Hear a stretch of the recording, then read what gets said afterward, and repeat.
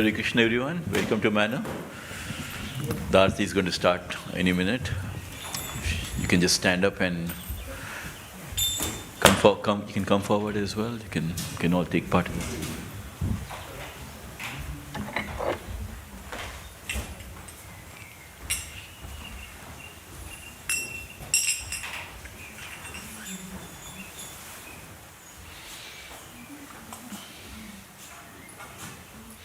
So the starting one will be the obeisances to our Guru Parampara and then followed by the Hare Krishna Mahamantra. The lyrics are there on the TV screen, just in case if you are new.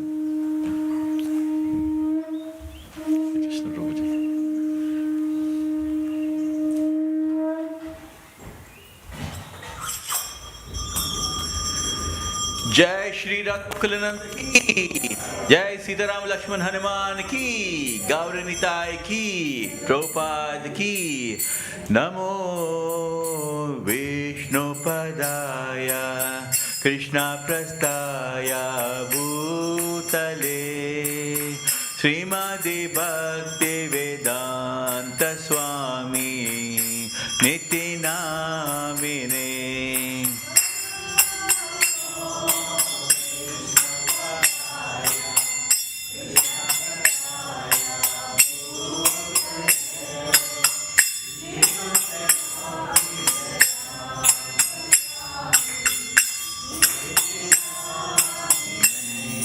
Namaste Saraswati Devi Gauravani Pracharine Nirvisesha Sunyavadi Pashyata Deshatarine.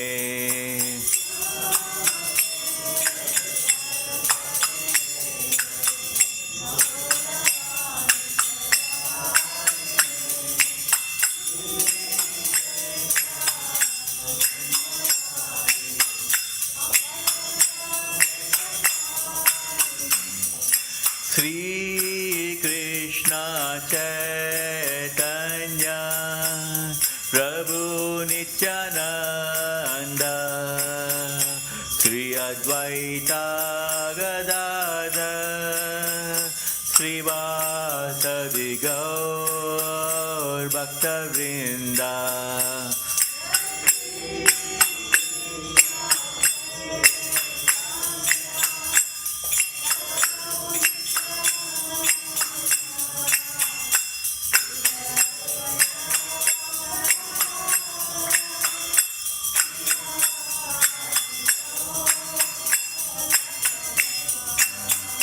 Hare Krishna, Krishna Krishna, Hare Hare, Hare Rama, Rama Rama, Hare Hare.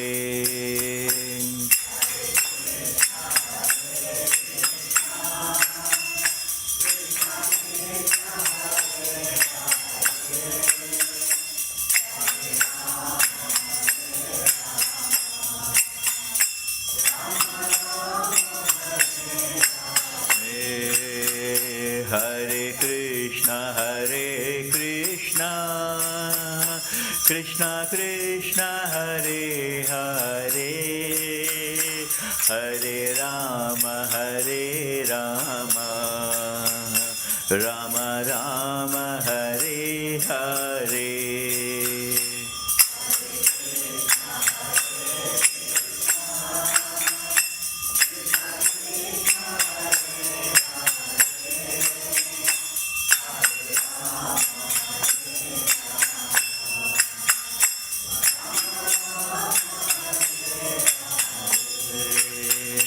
Hare Krishna, Krishna Krishna, Hare Hare, Hare Rama, Rama Rama, Hare Hare. Hare Krishna, Krishna.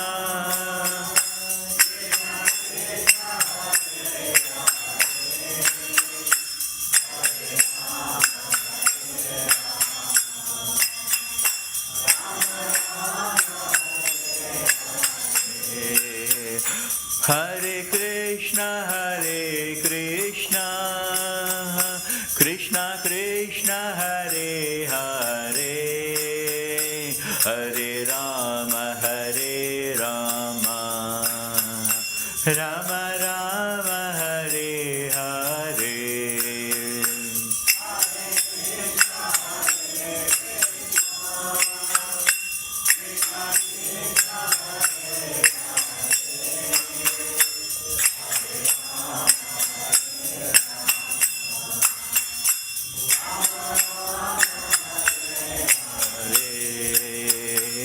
Hare Krishna, Krishna Krishna, Hare Hare, Hare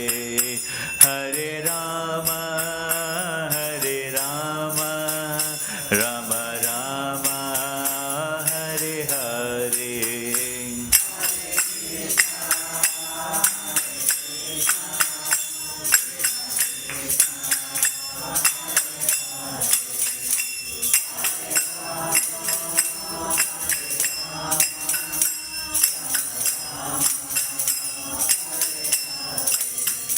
Hare Krishna, Krishna Krishna, Hare Hare, Hare Rama, Rama Rama, Hare Hare.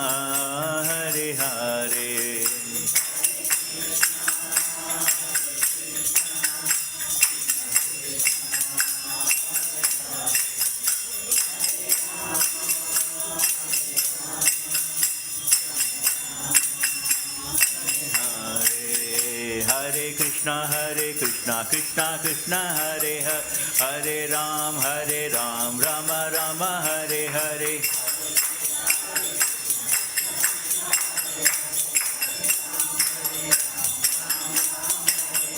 Hare Krishna, Krishna Krishna, Hare Hare, Hare Ram, Rama Rama, Hare Hare.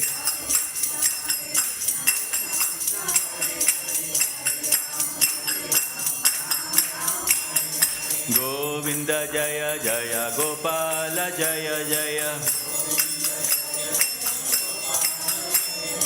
Govinda Jaya Jaya, Gopala Jaya Jaya. Radha Ramana Hari Govinda Jaya Jaya. Radha Ramana Hari Govinda Jaya Jaya. Raghupati Raghava Raja Ram, Patita Pavana Sitaram.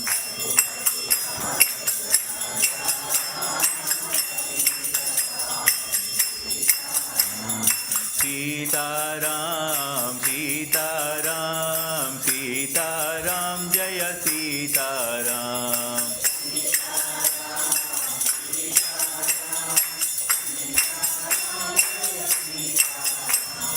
Sitaram, Sitaram, Sitaram, Jaya Sitaram.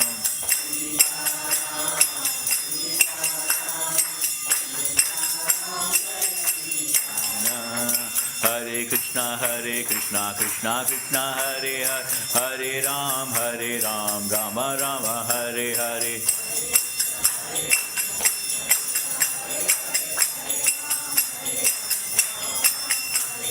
Hare Krishna, Krishna Krishna, Hare Hare, Hare Ram, Rama Rama, Hare Hare.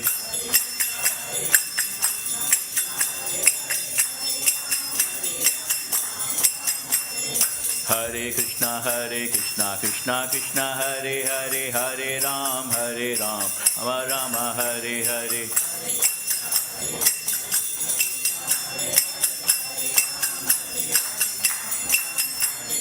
Govinda Jaya Jaya, Gopala Jaya Jaya. Govinda Jaya Jaya, Gopala Jaya Jaya. Radha Ramana Hari Govinda Jaya Jaya. Radha Ramana Hari Govinda Jaya Jaya. Hare Krishna, Krishna Krishna, Hare Hare, Hare Rama, Rama Rama, Hare Hare.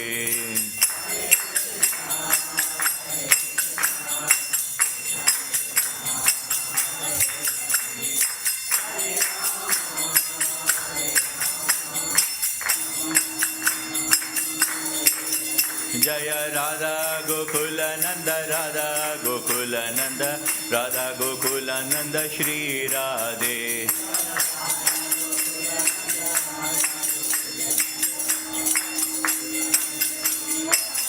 Jaya Radha Gokula Nanda, Radha Gokula Nanda, Radha Gokula Nanda, Shri Radhe.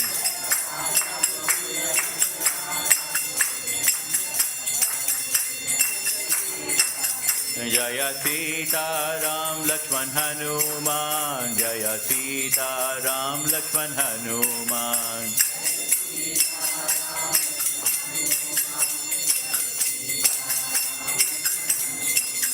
Jaya Sita Ram Lakshman Hanuman, Jaya Sita Ram Lakshman Hanuman.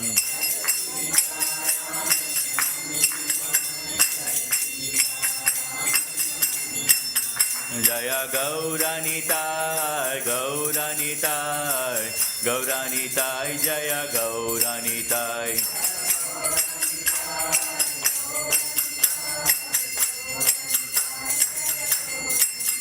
Jaya Jaya Prabhupada, Prabhupada, Prabhupada, Jaya Jaya Prabhupada.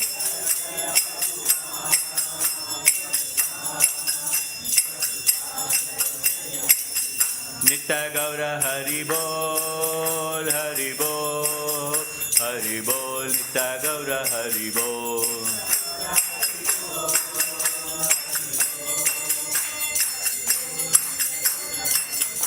Jai Shri Radha Gokulananda ki, Jai Sita Ram Lakshman Hanuman ki, Gaur Nitai ki, Srila Prabhupada ki. Hare Krishna everyone, thank you for joining for the Aarti. Now we're going to be offering our obeisance to Guru Parampara. So if you got some space, you can please bow down. Jai Om Vishnupad Paramahamsa Parivrajika Acharya Sutra Sata Srimati His Divine Grace A.C. Bhaktivedanta Swami Srila Prabhupada ki. Jai Om Vishnupad Paramahamsa Parivrajika Acharya Sutra Sata Srimati His Divine Grace A.C. Bhakti Siddhanta Saraswati Goswami Maharaj Prabhupada ki. Ananta Koti Vaishnav Vrinda ki. Namacharya Haridas Thakur ki. ISKCON founder Acharya Srila Prabhupada ki. Prem se kaho Sri Krishna Chaitanya Prabhu Nityananda Sri Advaita Gadadhara Sri Vasadi Gaur Bhaktivinoda ki. Shri Shri Radha Krishna Gopa Gopinath Shyam Kund Radha Kund Giri Govardham ki. Ganga Mai Yamuna Mai ki. Tulsi Maharani Bhakti Devi ki. Vrindavan Dham Mathura Dham ki. Mayapur Dham Navadvip Dham ki. Bhaktivedanta Manor Dham ki. Harinama Sankirtan ki. Gaura Premanande. All glories to the assembled devotees. All glories to the assembled devotees. All glories to the assembled devotees. All glories to Sri Guru and Sri Gauranga. We humbly request everyone to be seated for the Narasimha prayer.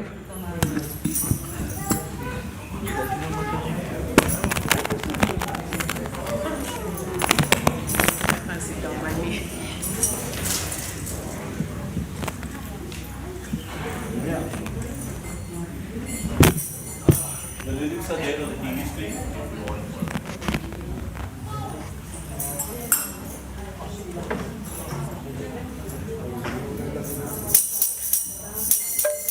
Namaste Narasimhaya.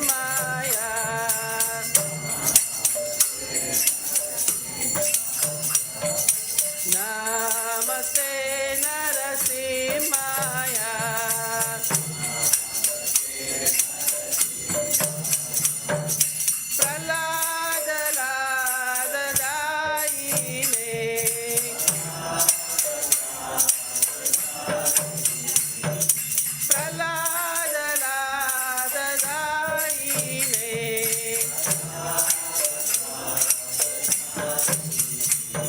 Hira हिरण्यकाशीपूर्वक्षः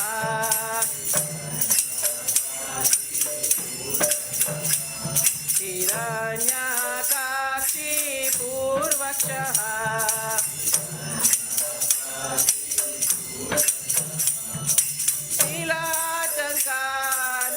शीलाचङ्कानकालाये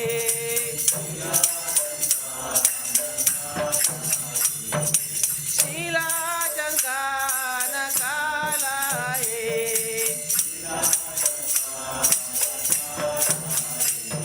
इतो नरसिंहो परतो नरसिंहो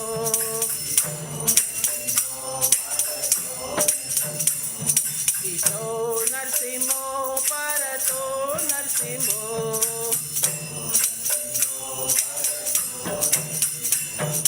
यतो यतो यामि ततो नरसिंहो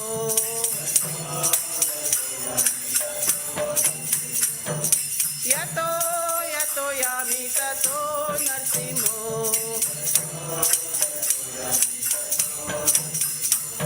बहे नरसिंहो हृदये नरसिंहो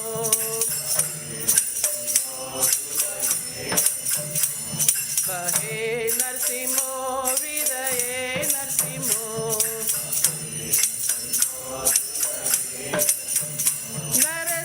नरसिंहमदिं शरणं प्रपदे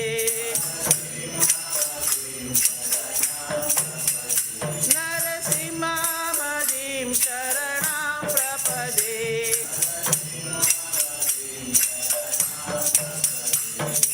तव करकमलवदे नाकाम् अद्भुतशृङ्गा ललिता हिरण्यकशिपू तनुभृङ्गा केशवदीशा नरहरिरूपा जय जगदीश हरे जय जगदीश हरे जय जगदीश हरे करकमलवदे नाकाम् अद्भुतशृङ्गा Lalita Hiranyakashipu तनुभृङ्गा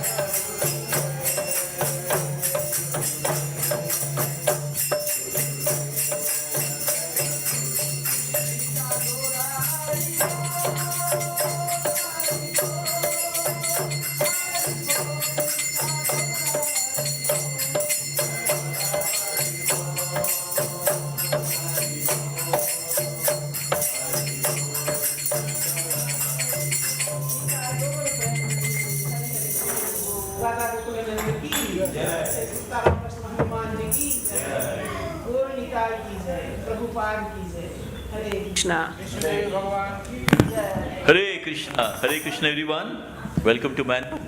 Just a couple of things. One is we got a Mahaprasadam in the Haveli. That's the first important thing. And the other thing I just wanted to just share with you. Oh, it's nice to see our friends over here again. So welcome to Manor. And taking part in the Aarti, which is very, very divine. So we all come to have the darshan of the Lord, but one important thing we forget to miss is not only that we want to have darshan of the Lord also wants to see us. And that's when He brings us to the mandir. So one mandir is a great opportunity for all of us to see the Lord and to be seen by the Lord. Right? Both the ways. It's not that we want to have darshan, even the Lord loves to see His devotees. And that's the reason why He gives us opportunity to come and see Him in the deity form. So important, isn't it? The Lord, so many ways He tries to attract us. One of the name of Krishna is called as all attractive, right? The Sanskrit meaning of Krishna is called as all attractive. And Sarva Akarshiti iti Krishna. He attracts everyone. That's why even the small children are attracted, right, by the beautiful leelas of Krishna. And even you see young guys, like so nicely you came to the mandir. How much all of you love Krishna, isn't it? And this is the beauty of Krishna. And Krishna not only comes in different incarnations, right? You all know how many incarnations Krishna has come. He has come in the form of Narasimhadev, which we just now sang. He came in the form of Lord Ram. And in Kali Yuga, He came in the form of the Hare Krishna Mahamantra. So it is mentioned, Kali Kale Nama Rupa Krishna Avatar, which means Krishna in Kali Yuga has come in the form of the Hare Krishna Mahamantra. So this Hare Krishna Mahamantra is not only a Mahamantra, but it is also an avatar of Krishna. Kali Kale Namarupa Krishna Avatar. So we're very fortunate here that in the mandir we get a chance to see the Lord. And also not only that, Krishna is so kind. Not only He spoke in Bhagavad Gita, but also He comes in the form of a devotee called Chaitanya Mahaprabhu. You can see in the middle, that is Bhagavan Sri Krishna Himself. He personally comes in the form of a devotee called Chaitanya Mahaprabhu to tell us this is how we have to worship in Kali Yuga. So this Hare Krishna Mahamantra has been given to us by Bhagavan Sri Krishna Himself, who came in the avatar of a devotee. And it is He who mentioned Hare Nama, Hare Nama, Hare Nama Iva Kevalam, Kalau Nasteva Nasteva Nasteva Gatiranyata. That it means in Kali Yuga, the one and easiest way to engage in Krishna Prema, to attain Krishna Bhakti, is by always chanting the Hare Krishna Mahamantra. And this is the reason why, in spite of so many mantras, we always stick to the Hare Krishna Mahamantra, because it was given by Sri Krishna Bhagavan Himself, who came in the avatar of devotee called Chaitanya Mahaprabhu. And we can see on the left hand side of Chaitanya Mahaprabhu, blue color dhoti, that is Nityananda, and Nityananda is none other than Lord Balaram. So Krishna and Balaram in Dwapara Yuga come again in the form of Nityananda and Chaitanya Mahaprabhu.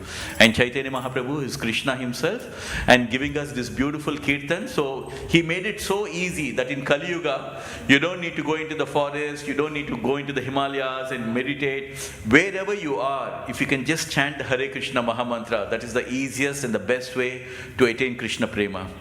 So because all of us, we have so many samskaras which are stored in our heart and in our mind, right? So all this purification is done by chanting the Hare Krishna Mahamantra. It purifies your heart, purifies your mind, and then slowly the love for Krishna will be awakened in our heart by just chanting the Hare Krishna Mahamantra. So we're very, very fortunate that we got this Hare Krishna Mahamantra. So we humbly request everyone, chant the Hare Krishna Mahamantra, and whatever you have at home, whether you have some fruits or flowers, you can offer it to Krishna, and Krishna becomes very pleased even by a simple, humble offering. So if you can make some simple offering like even a fruits to Krishna, Krishna becomes very, very happy. And now we are going to be having Krishna Katha.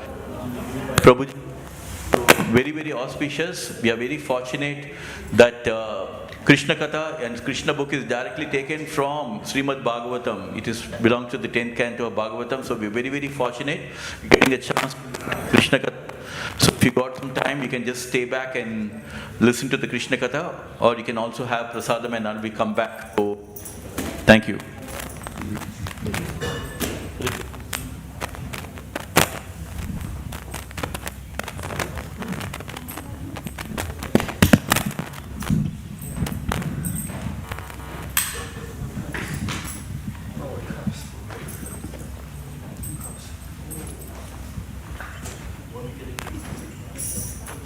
If you have time. Appreciate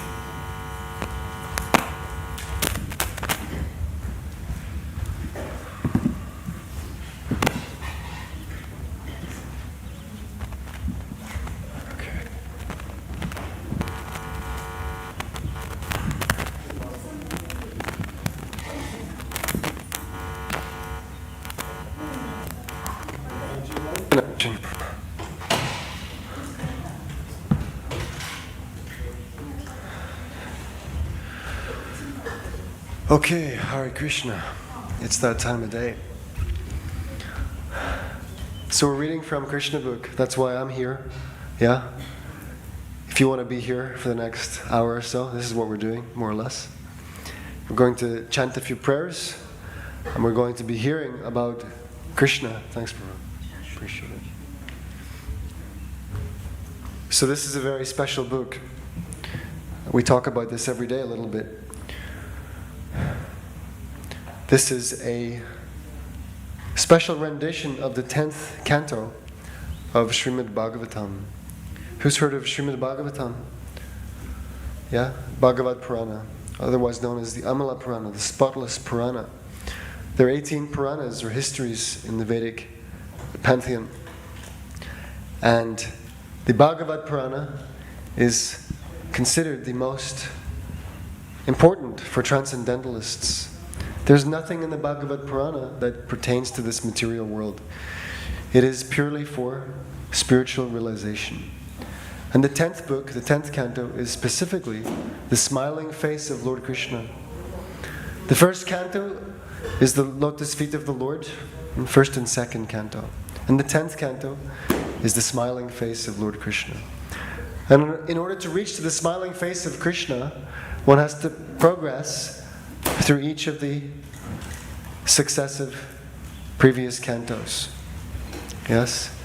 But Srila Prabhupada, our founder Acharya in ISKCON, he has made this 10th canto immediately accessible through this book, which contains all of the essential points of philosophy and tattva required to actually understand Lord Krishna's position as the origin of everything. Yeah, the Lord says in Bhagavad Gita, Mata parataram nanyat kinchidasti dhananjaya. Everything comes from me. There's nothing greater than me, nothing higher than me. And everything rests upon me, just as sutre maniganaiva, just as pearls are strung on a thread. Everything is resting on me, Arjuna.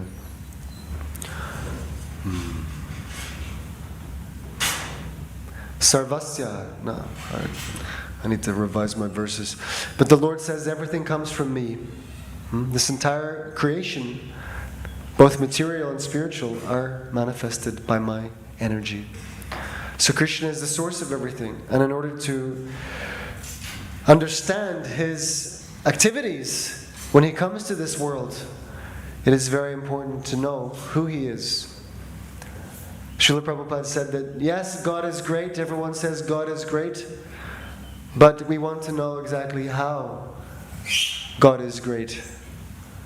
What makes him great? And this book makes it clear exactly how God is great. So, for 5 minutes I'm just going to be chanting a few prayers, and then we will resume our reading.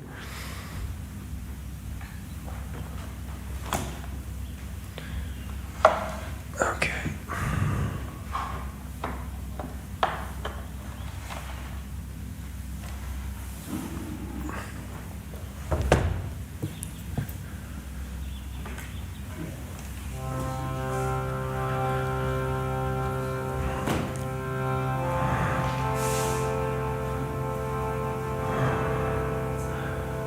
Om Jnanatimirandhasya Gyananjana-shalakaya Chakshurunmilitam yena Tasmai Shri Gurave Namaha Shri Chaitanya Manobishtam Stapitam yena Bhutale Svayam Rupakara Mahyam Darati Swaparantikam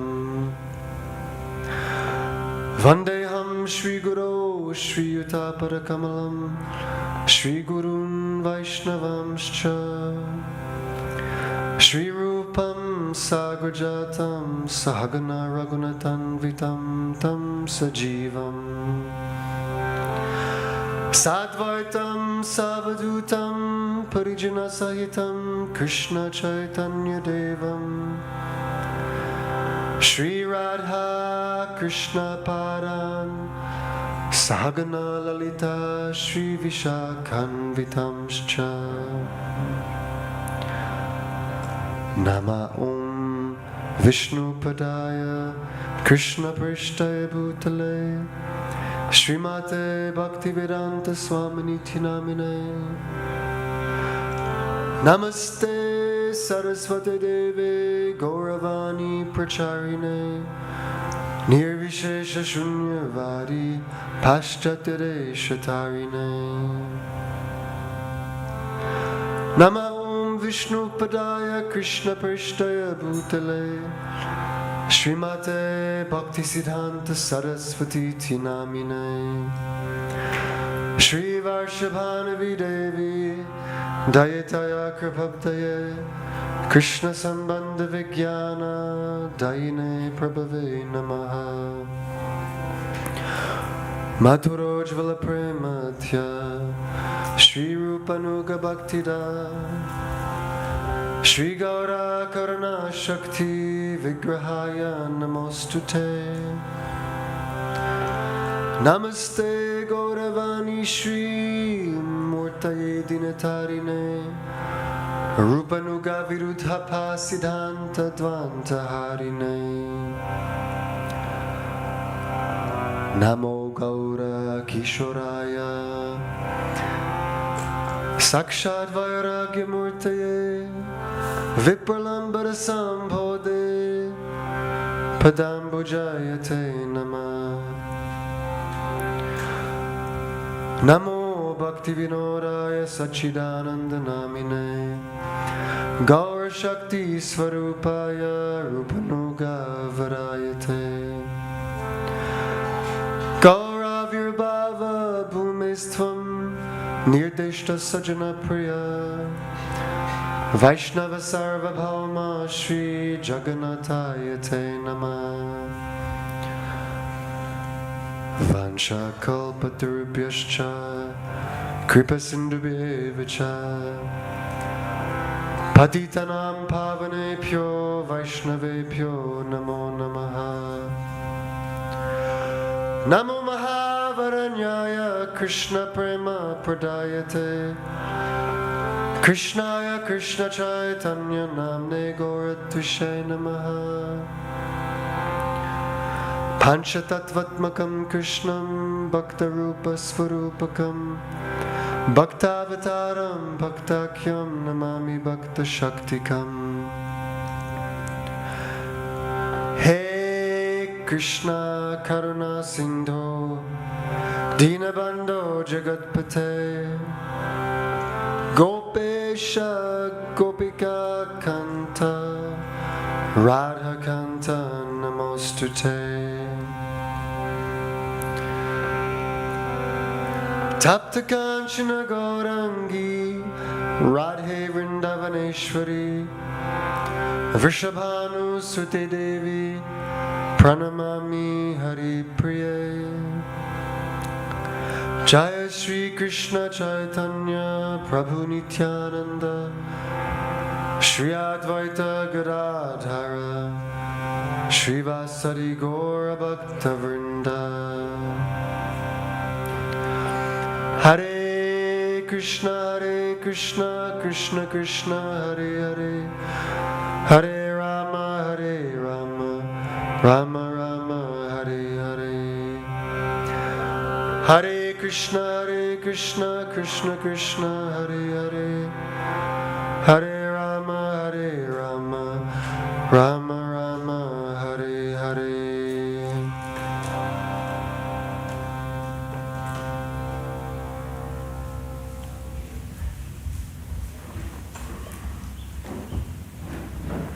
This is not a formal lecture. Yes, we were simply hearing from a great devotee of Krishna. This is practically the most important thing we can do for our spiritual development, is to hear from somebody who knows Krishna and who speaks about Krishna. So you're not hearing from me, of course I have to be the person reading the book, but we're hearing from Srila Prabhupada. And if you hear something that strikes you as very interesting or wonderful, or if it stirs some question in you, then feel free to draw attention to yourself. Yeah, however you want to. Raise your hand. Make some noise. Rattle your jewelry. whatever works. And we'll talk about it, okay? There's no place for shyness in this particular forum. So yesterday we had begun to read from this chapter number 29, which is the introduction to the rasa dance. How many of you have heard of the rasa dance? Okay, so Krishna, when he was a young boy, he would enjoy dancing with the gopis of Vrindavan, the cowherd damsels of Vrindavan. And we heard yesterday how this is a completely spiritual activity. There are worlds, universes of difference between the dancing of young boys and girls in the material world and the dancing between Krishna and his cowherd girlfriends in Vrindavan. They're not the same. Nowhere close, not even in one's imagination. Because in this world, such affairs are generally based on lust. Yes, how I can satisfy my own senses. But in the spiritual world, that does not exist. The love between Krishna and the gopis is purely transcendental. There is no tinge of selfish motivation.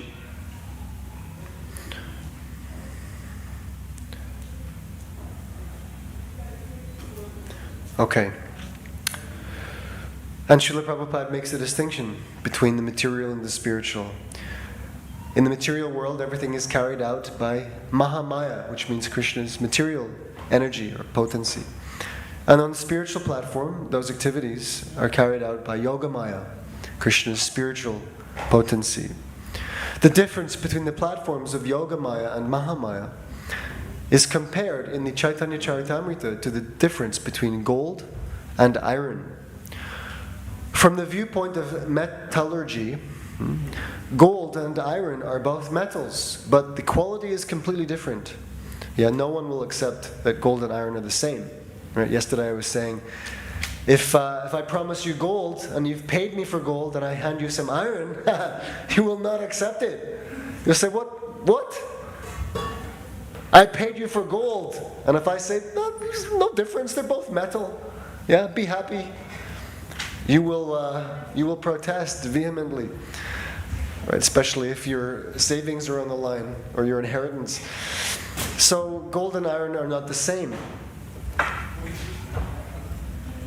The quality is completely different. Similarly, although the rasa dance and Lord Krishna's association with the gopis appear like the ordinary mixing of young boys and girls, the quality is completely different.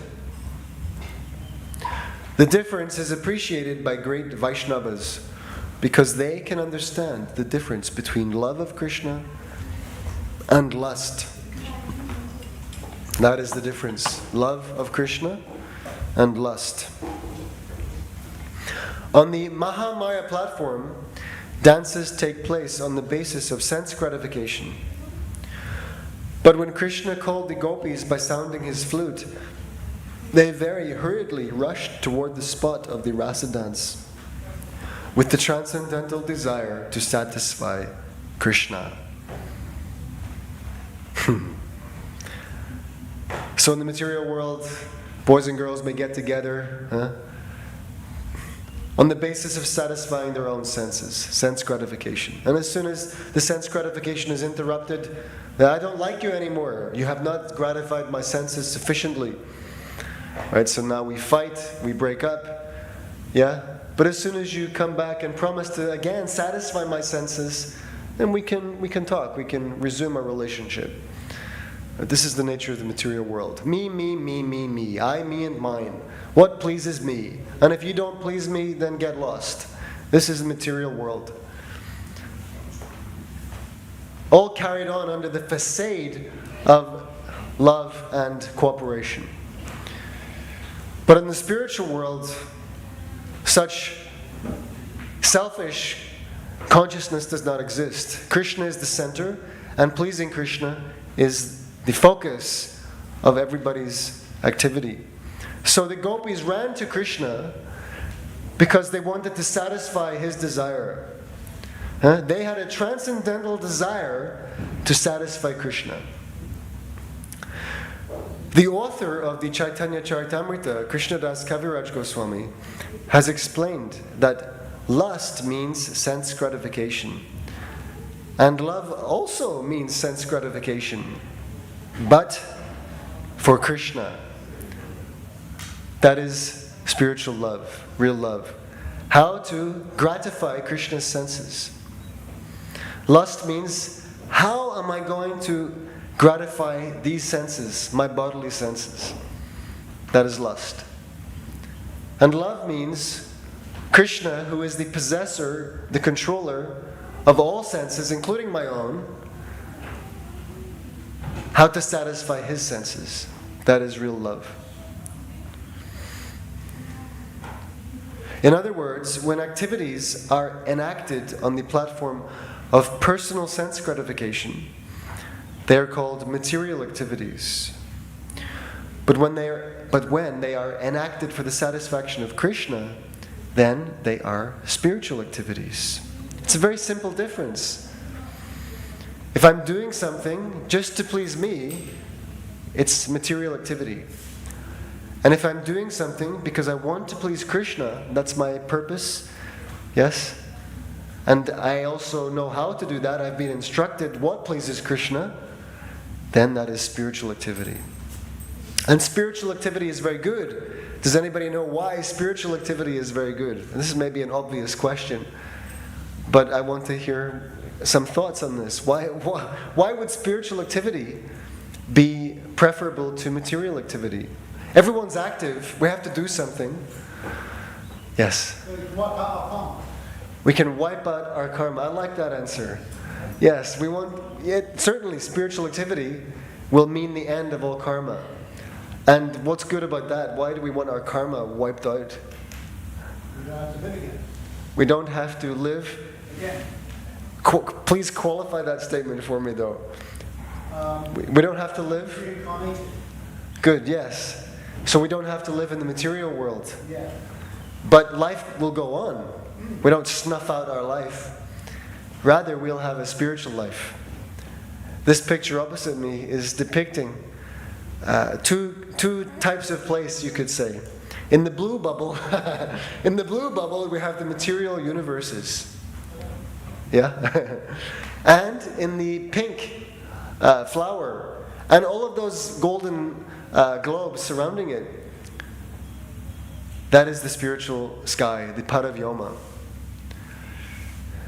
So, either in the material worlds or in the spiritual worlds, life goes on. If I wipe out my karma and the reactions from my previous karma, then I don't need to appear here again in this material world. Once I leave this body, I never have to return. Rather, I can enter the spiritual world where life, real life, begins. So spiritual activity means never having to accept a material body again. It qualifies one to enter the spiritual kingdom where real life begins. Because this place that we're in now, this is simply a reflection of that place. Some people think that spiritual existence means the negation of all material experience. They think that, we have cauliflower here, dogs, wood. Sorry, these are just random items I'm naming.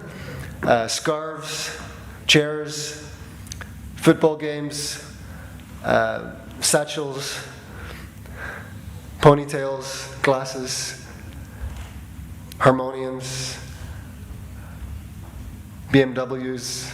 I don't know if there are any BMWs in the spiritual world, but there are vehicles, there are conveyances, there are vehicles. Everything that we experience here in this material world exists in reality. This is a reflection of that. So real life is there, and illusory life is here. So we want to go there when you talk about the spiritual world, Yeah. it sounds like you're offering a gratification of the senses. Yeah. It seems like the attraction. Yeah. So then if I stop bothering to gratify my senses, Yeah. then I don't want that anymore. I'm content. Okay. So, can we stop gratifying the material senses and find contentment? Is that a question? Is that a question on your mind? It's this draw to the spiritual world. Yeah. It sounds like a draw to have my senses. Yes. gratified. Very good. Yes. But the path of the spiritual world, I'm Right. not bothered about gratifying my senses anymore. Yes. Good. So is that a dichotomy? Is that an apparent contradiction? It could be. Okay. So, how do we resolve this? Lessening desire, but not negating it completely. Yes? Very good. There's two kinds of sense gratification and two kinds of desire, broadly speaking. Yeah. There's material sense gratification and spiritual sense gratification. There's material desire and there's spiritual desire. So if we understand that you can't kill desire, you can't snuff out desire, you can't kill sense enjoyment,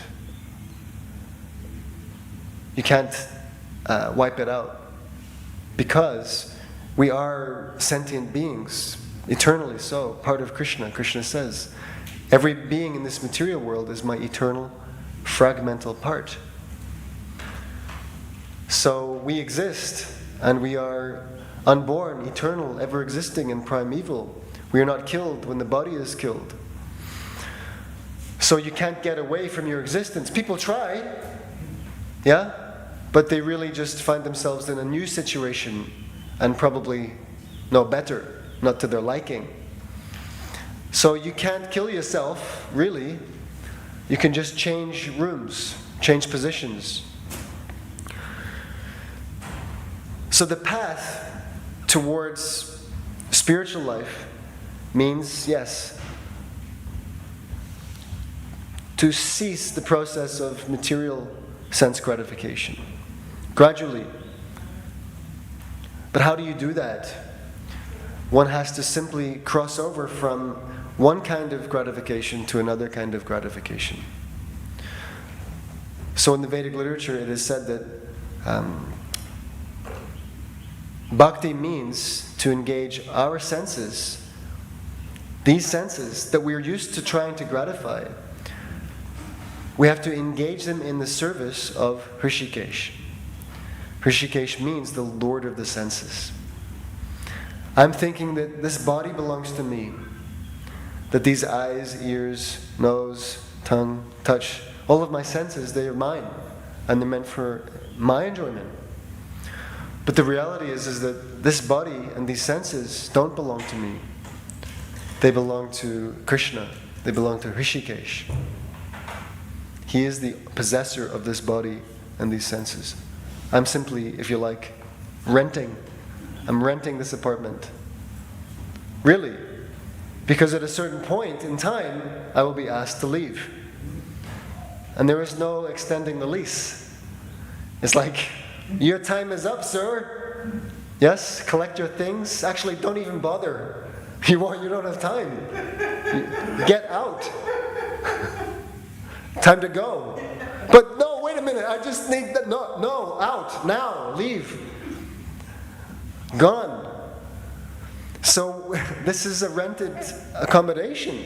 Krishna says every living entity is riding on a machine made of material energy. This is like an apartment machine. I'm sitting in here. So Krishna owns it.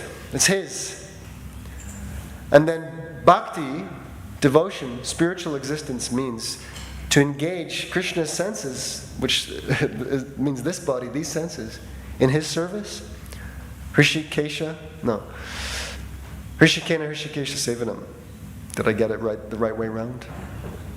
Yes. I'm really going to have to revise my verses. I'm rusty. So the point simply is that these senses belong to the Lord.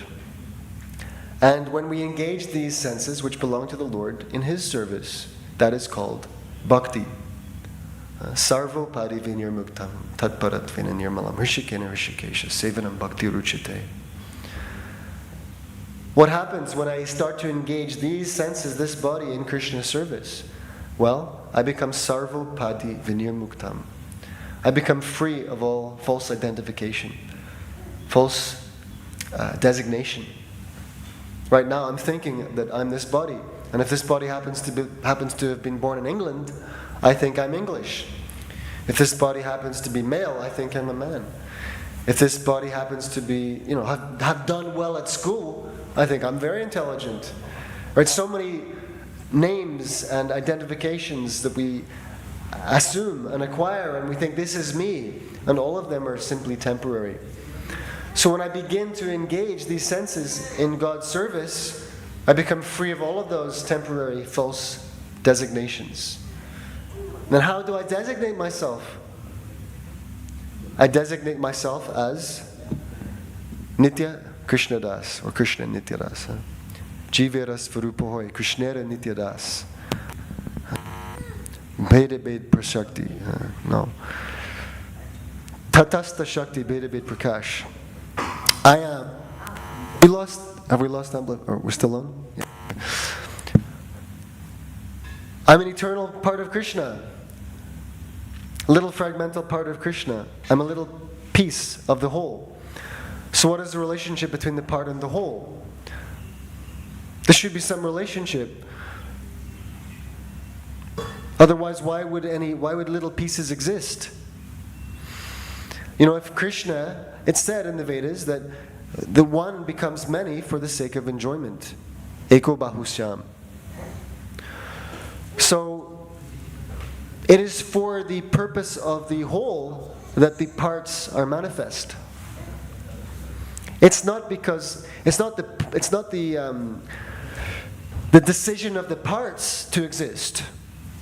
I did not will myself into existence. It is the will of the complete whole that the part exist. The parts exist.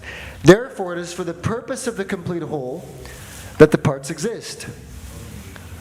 So Krishna has no interest in us kind of, wandering off into some place away from Him.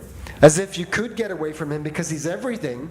So what else is there? There's nowhere for you to go. Wherever you can go, there is God. He is all-pervading, both personally and by the expansion of His energies. There's nowhere for you to go that's not within God's reach, within His kingdom. So my existence is because He wants it, He wills it. It's for His purpose. If I shed these identities, Yeah. then eventually I just realize that I am Krishna. Am I still a part? Or I just am Krishna? You realize that you are a tiny part of Krishna. In quality, the same as the Lord, but different in quantity. Right? We have to patiently understand this principle. It's called, and I'm still answering your first question, by the way. Sorry. That's fine. No problem. Essentially, I'm a little part of Krishna. Just like if I take a little nugget of gold from a mine of gold, yeah? The gold nugget is golden, is it not? It has the same quality as all the gold in the mine of gold. Same quality. But it's not the totality of gold in the mine. It's just a little nugget. So we have the same spiritual quality as God. But we're very tiny. We're infinitesimal. Whereas Krishna is infinite. He is an unlimited person. But I am a finite person. I'm a little piece of the complete whole. Fragmental part. Yeah? So, knowing that, or understanding that's my eternal identity, yeah? I actually exist for the purpose and the pleasure of the Supreme Person, the complete whole. Like a cell in the body. Pardon? Like a cell in the body. Like a cell in the body. Yeah, you could look at it like that. Yeah. This entire universe is described as nothing but the universal body of God. Everywhere are His hands and legs. Right? These are His hands and legs. Everyone has hands and legs. They're not yours, they're God's. So everywhere are His hands and legs. And this entire universe is described as like the universal body of God. The higher planets are His upper limbs and His head. The lower planets are His feet. So, when I engage this body and these senses in the service of God, that is called bhakti, devotion. And an interesting thing happens when I do this. I find that my thirst for enjoyment becomes satisfied. And we have two very appropriate examples to help us understand this. If you want to nourish a tree, the whole tree, not just one part of it, not just one limb, where do you apply the water? Where do you have to pour the water? The root. So when we nourish the root, the whole tree is nourished. You don't have to separately try to water the leaves or the little twigs. You just pour water in the root, and all of the leaves and the twigs, they are nourished. Yeah? Another example. If you want to maintain the health of the body is a complete unit, a complete whole. But it has little parts. Yeah, little finger, little toe, pancreas, pituitary gland, earlobe. So many different little tiny parts to this body. How will they be maintained? How will they be nourished? Where do you supply the nourishment? There's only one entry point for the nourishing substance. What is it? Where's the entry point? The mouth. Okay. And from... That's not technically true. Because when you get an intravenous, you go through the vein. Okay, sure. Would you like to be nourished every day through your vein? Okay, good. No, but it can happen. Sure, it can happen. People that have to live by that method. Yes. So that's an exception that proves the rule, right? There are many. Yes. So analogies are good for helping us to understand a broader concept. But analogies always have their limits. But point taken, one could be maintained through intravenous injection. However, the normal pathway, which everyone will generally agree to because it works and we like it, is to put food into the mouth. Yeah, because you can't taste the sweet, through the vein. So we like to receive food through the mouth. And it goes to the belly. And then there's a digestive system. And through that system, the nutrients are distributed. So, the hand, let me just finish this example, all right? The hand is part of the body.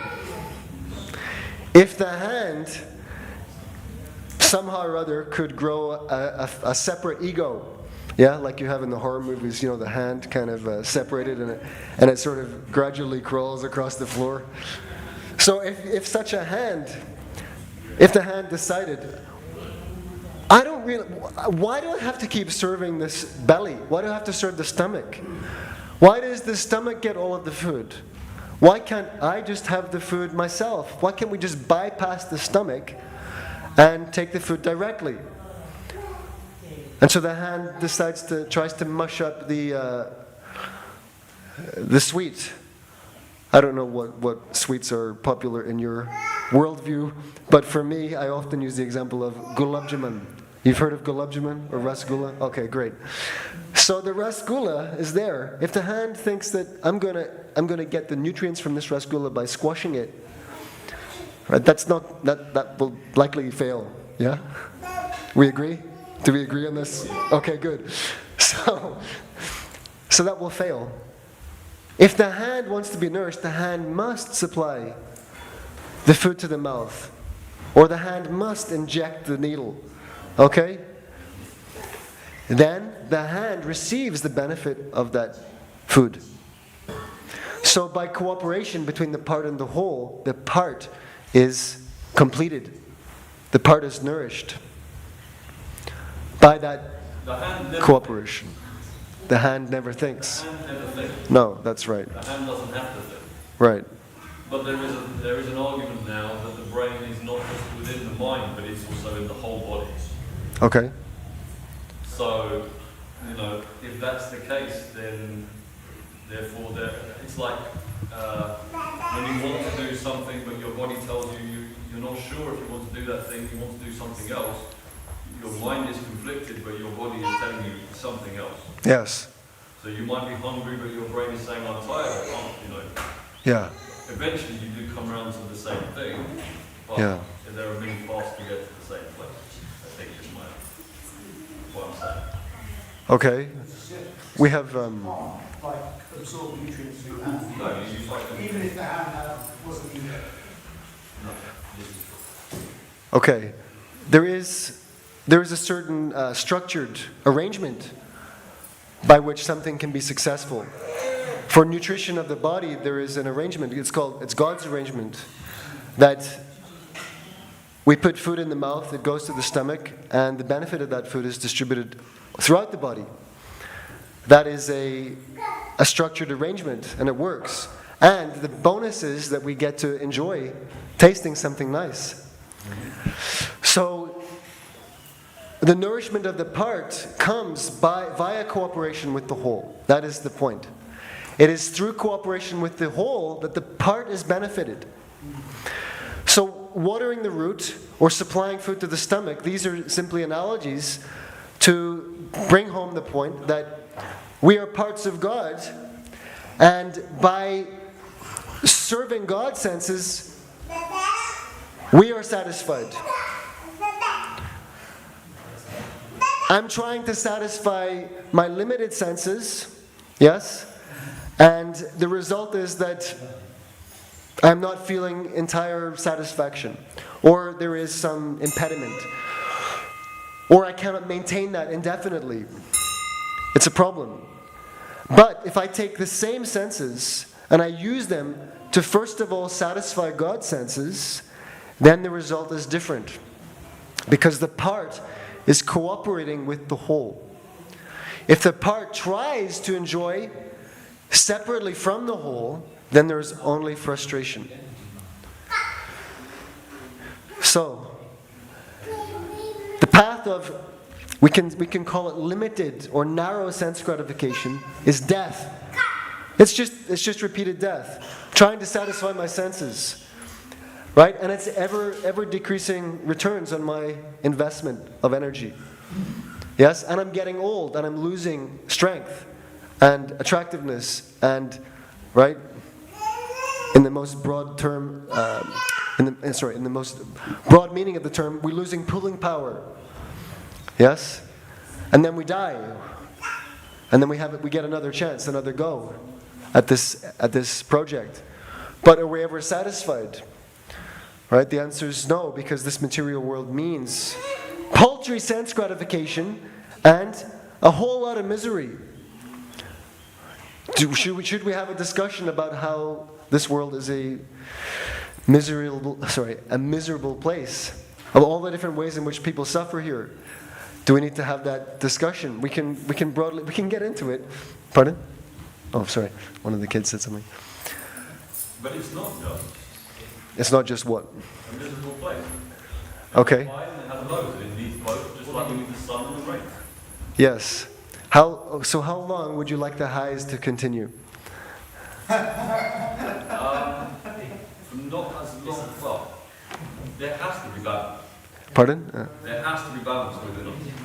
There has to be balance. Within us, yeah. So would you say that suffering is necessary? Yes, absolutely.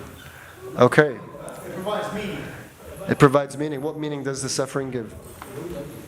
Well, if you have suffering, then there's the opposite. So you can appreciate the lack of suffering. Yes. Okay, so is that your definition of happiness? No. Lack of suffering. No. But do you also want to be all the time happy? First of all, we have to define what is happy. Oh, okay. Boredom. Boredom. Is that your definition of happiness? It's one of them. It's one of them. Okay. And the reason why is because because it's a total lack of desire. When I'm born, I realise I've achieved everything there is to do. And Okay, so there's no hankering, pulling, tugging on you. yeah, So the hankering condition is a suffering condition, right? So when I'm free from hankering, yeah. I get a little bit of relief. And that's my idea of happiness. Okay? So do you notice that our idea of happiness suddenly becomes dependent on suffering? Okay, so what if I told you that therefore all suffering and happiness in this material world is actually just suffering? And real happiness is something that you are yet to experience. And if you were to experience it, you would never want it to stop. Wow. That's like a whole different form of addiction. A whole different form of addiction. Yes, thank you very much. It is a whole different form of addiction.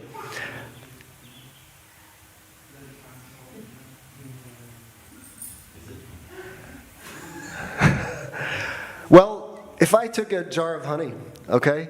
If I had a nice jar of honey here, yeah? And you had never tasted honey.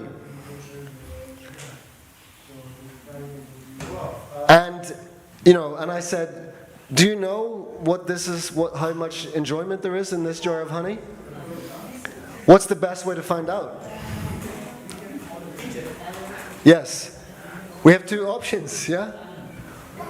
We can open the lid and taste it, or we can analyze the writing on the label. And we could even lick the jar. Hey, he said it's a jar of honey and it's really tasty. And then we start licking the jar. I said, it's not very tasty, it doesn't work. So, the point is that spiritual life means there is a process by which each of us can experience pleasure that we have never experienced before in this material world. Because it is of a different nature, it is transcendental. And it is not dependent on any definition of suffering. It exists on its own merit. But it is dependent on the definition of happiness, by its very nature. Because it is happiness, it's ananda, bliss. That's what it is. It is ananda. It does not depend on any other thing for its definition. Material world is like you're drowning in an ocean, and the waves, we said this yesterday, the waves are covering you practically, every minute or so. And occasionally you are allowed up to take a breath of air. And in that moment, when you get a gasp of air, you're like, finally, this is happiness, I've made it. Yeah? And then, 30 seconds later, you're again under the water, struggling. This is material life. Prove me wrong, please. This is material life. This is material happiness. I mean, when you start thinking about it like suffering and happiness, that's where you've got an issue in yourself, right? Surely we just live 1 minute to the next and then we die. Okay, so we live from 1 minute to the next, then we die. Yes, and? So that should be enough for us, I think. That would be the ananda, right? It should be enough for us to live and die. Okay, why would that be enough for you? Because I don't know what's going to veil, so why worry about it? And just go and do it. Okay. And then Do you, yeah. Sorry. Then, well, I believe, obviously, and it's always been the case, we return, as you say, to the whole. Yes. So we do return, whether we need any kind of transcendental spiritual height, another life, is another question. For me, I don't personally think so. I think we return to the whole, and then the whole takes care of itself. Huh. So there are different concepts of returning to the whole. Yes? There's only one. It's basically What's your book, by the way? my book. Yeah. I haven't started writing it yet. Okay. Yeah. So when you write it, I want to read it. Okay. Then we'll have a fuller discussion. It's not about the full. I mean, there are, as you said before, right? So the nutrients come into the roots.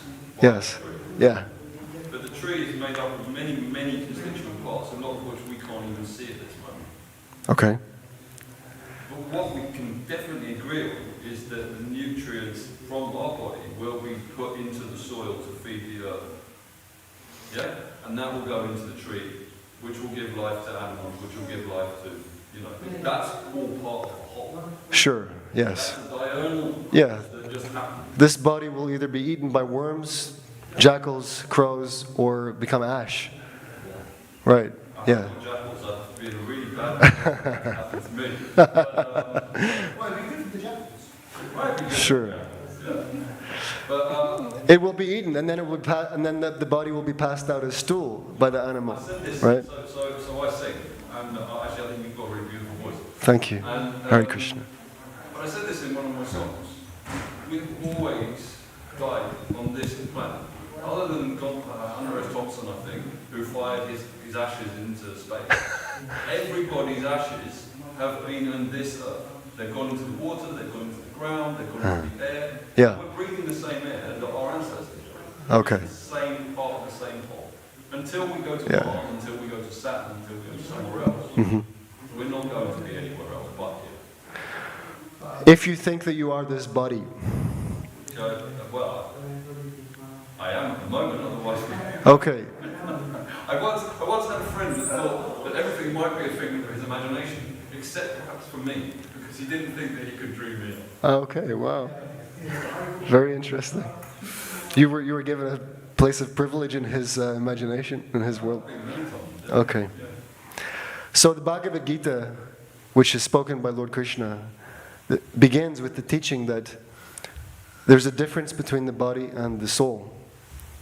The body is like a vehicle or a set of clothing, and the soul is the true self, the Atma, that is wearing this clothing. Bob Dylan said, each of us is sitting in a suit of skin, something like that.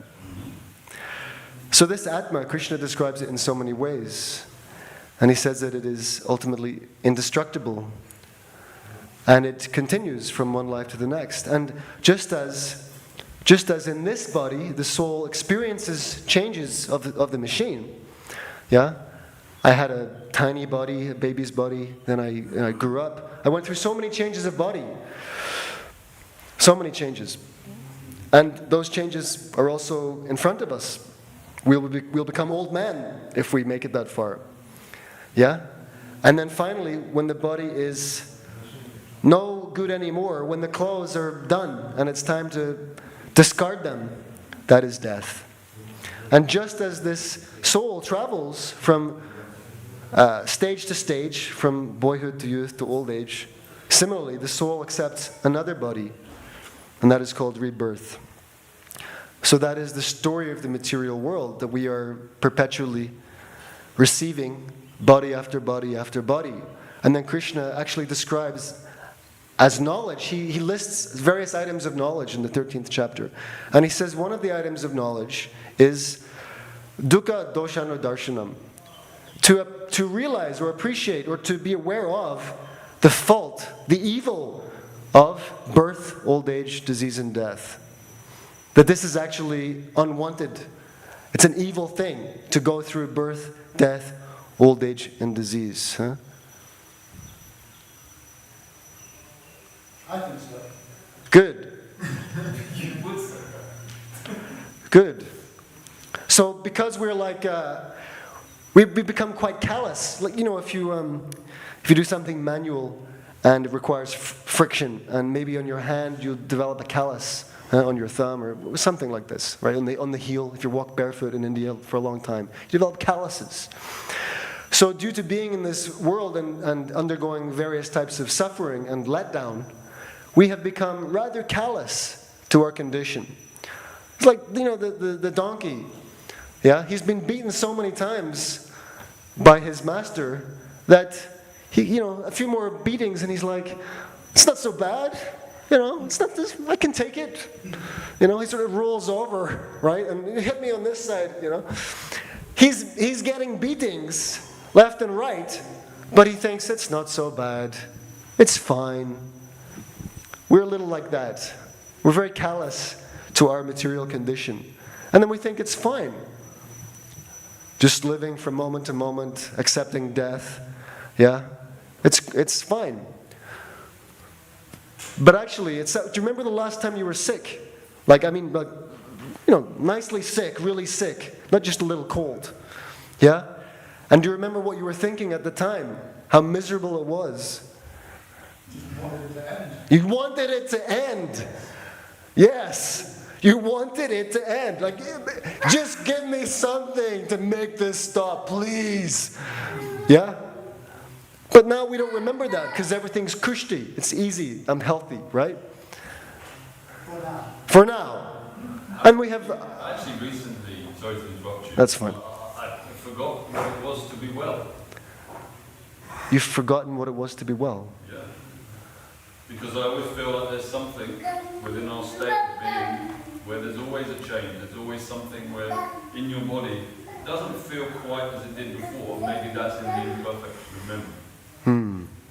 You think about, this flu, I've never had a flu like this before. You might have done when your body has forgotten the pain. Yeah. That's also our condition. We forget. And that's also what makes us callous. I don't think it makes us callous. I think it makes us an infallible creature, which is what we are. Fallible creature. Infallible. What makes you infallible? Sorry, fallible. Fallible, good. Okay, thank you. I'm glad you clarified that. I don't know. Yeah. I'm very fallible, don't worry. Yes. So you can see that our condition is not as great as it could be. But the problem is that we don't have information of how great it could be. And therefore we judge everything about the possibility of our life based on what has come before. And until someone opens our eyes with information about what could be, what is the possibility, what is happiness, how can we know? And that's what this book is for. This book is to give us information that there's an alternative. There is. But without a book, I can go outside, I can sit in the sun, I can breathe the air, Yeah. I can listen to the birds. Yeah. All those things. That brings me real happiness. Yes? Good, because then you're experiencing the mode of goodness, sattva guna. Yes. So I could just sit under a tree and die. You could? And then what? Then what happens? I would return to the ground, as I said, or I'd get eaten by the jackal. But Krishna says your body may return to the ground, but you're not your body, you're the soul. So what happens to your soul? That's the planets and everything else. Right, well, yeah, yes. But by planets, I assume you mean the divinities who have intelligence and sentience that control planets, obviously, because, rocks don't control destinies. Yeah. How do I know it? When was the last time you walked a rock? Sure. So, Universe. yes. Will Okay. at some point, as it will call all of us. Yes. And we will die. But universe, I mean, it's a word it's thrown around a lot. But actually, when we say universe, we are referring to a higher power and intelligence that we cannot yet comprehend fully. Therefore, we have to use the word universe, right? Just like No, if... I no longer refer to it in those terms, but I see it as being just the wholeness of where we are and what we understand currently. Okay, but let's say I said, that mountain over there is going to decide my fate. Yeah? Okay. So from a very great distance, it just looks like a big triangle. Yeah? Or a small triangle. Whatever, it's a triangle. Yeah. So if I said that big triangle over there is going to decide my fate, if I'm a sentient, feeling being, then that assertion may sound a little ridiculous to me because an insentient object does not seem capable of deciding my fate. However, let me just finish this example. However, if I begin to approach that big triangle or that small triangle, yes, I start to notice that there's more to it than meets the eye. There is a cottage, there is a fence, I see some animals on the hillside. And as I approach it, and I approach that dwelling, that cottage, I discover that there is a person sitting in there, and they are busy, maybe cooking something on the fire, reading a book, interacting with their family members, yes? And maybe they own all the land on the mountain, and maybe they decide what happens on that land, on the mountain. Maybe they have control of that mountain. And in fact, therefore, now I'm understanding when my friend said that mountain will decide your fate. Now I realize what he meant was there's a person on that mountain who actually has the potency, the intelligence, and the capability of controlling anything. Whereas the mountain itself is just an inanimate object that cannot decide anything. So when we say universe, what we really mean is the sentience, the consciousness that pervades the universe. That is what we mean by God. That is what we mean by Krishna. Universal consciousness, sentience, intelligence, personality. Therefore, our name for the ultimate truth is Supreme Personality of Godhead. Pardon? Yeah, Para Brahman. Personal Brahman. Not impersonal, but rather personal. He is a person, but he's not a person like you or I. He is an unlimited person. So yes, when I die, and when this body returns to the earth, I don't die because I'm not this body. I am spirit soul. I am a spark of spirit. Where I go next, what kind of body I get, what's my destination, which planet I end up on, which community, that will be determined by that higher intelligence, higher authority. And that higher intelligence is even more intelligent than I imagine myself. We read that the other day. The demigods, I'm coming to you. The demigods on the upper planetary systems, their consciousness is more expanded than ours. We think we have very developed intelligence because, we may look at some animals and think, their intelligence is rather narrow and limited. I have a fuller, more expanded intelligence. Well, compared to the demigods, we are like little ants. Yes? So, ultimate intelligence and consciousness belongs to the Supreme. So yes, he is the controlling agent. Karmana daivaneterina, jantur deho papatiye, striyapa vishnu udaram, pumsoreta kanashoya. This means that according to your karma, according to your actions in this life and in previous lives, and according to the dictation, the decision, the judgment of divine intelligence, you will get a body. You will be injected into the womb of some mother through the semen, particle of semen of the father. It may be a human body, or it may be a dog body, or it may be a demigod body, but you will get a body in this material world. And if you get a body in this material world, you will go through the pain of birth, growing old, getting sick, and having to die and saying goodbye to everything you've built and love. Again. Right. But you won't remember the last time. Yes? And that's why it's called a dreadful repetition of birth and death. And that's what we want to be cured of. That's what we want to be relieved of. And millions and billions of people don't have this information. And therefore this Krishna consciousness movement means to disseminate this information which can save one from continued trouble.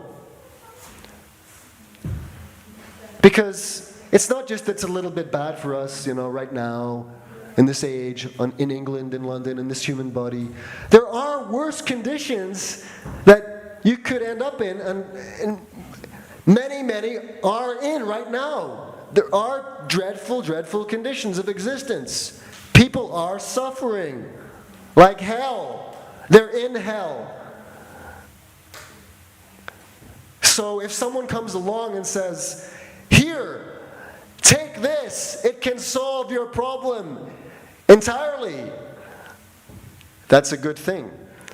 Maybe we should consider that it might be possible that there's some truth to it.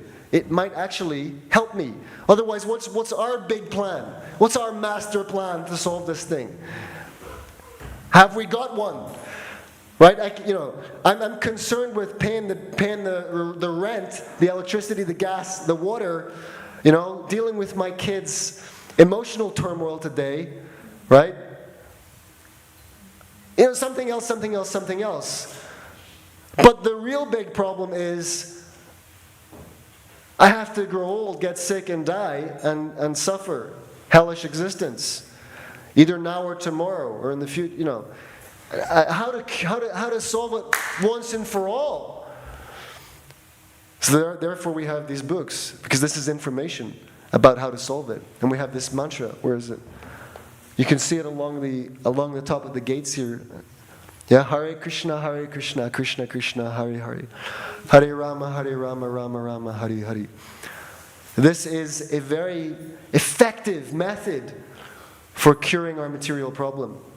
This is called sacrifice in the age of Kali, which means to connect with God by associating with this sound vibration, which is spiritual. It's a spiritual sound vibration.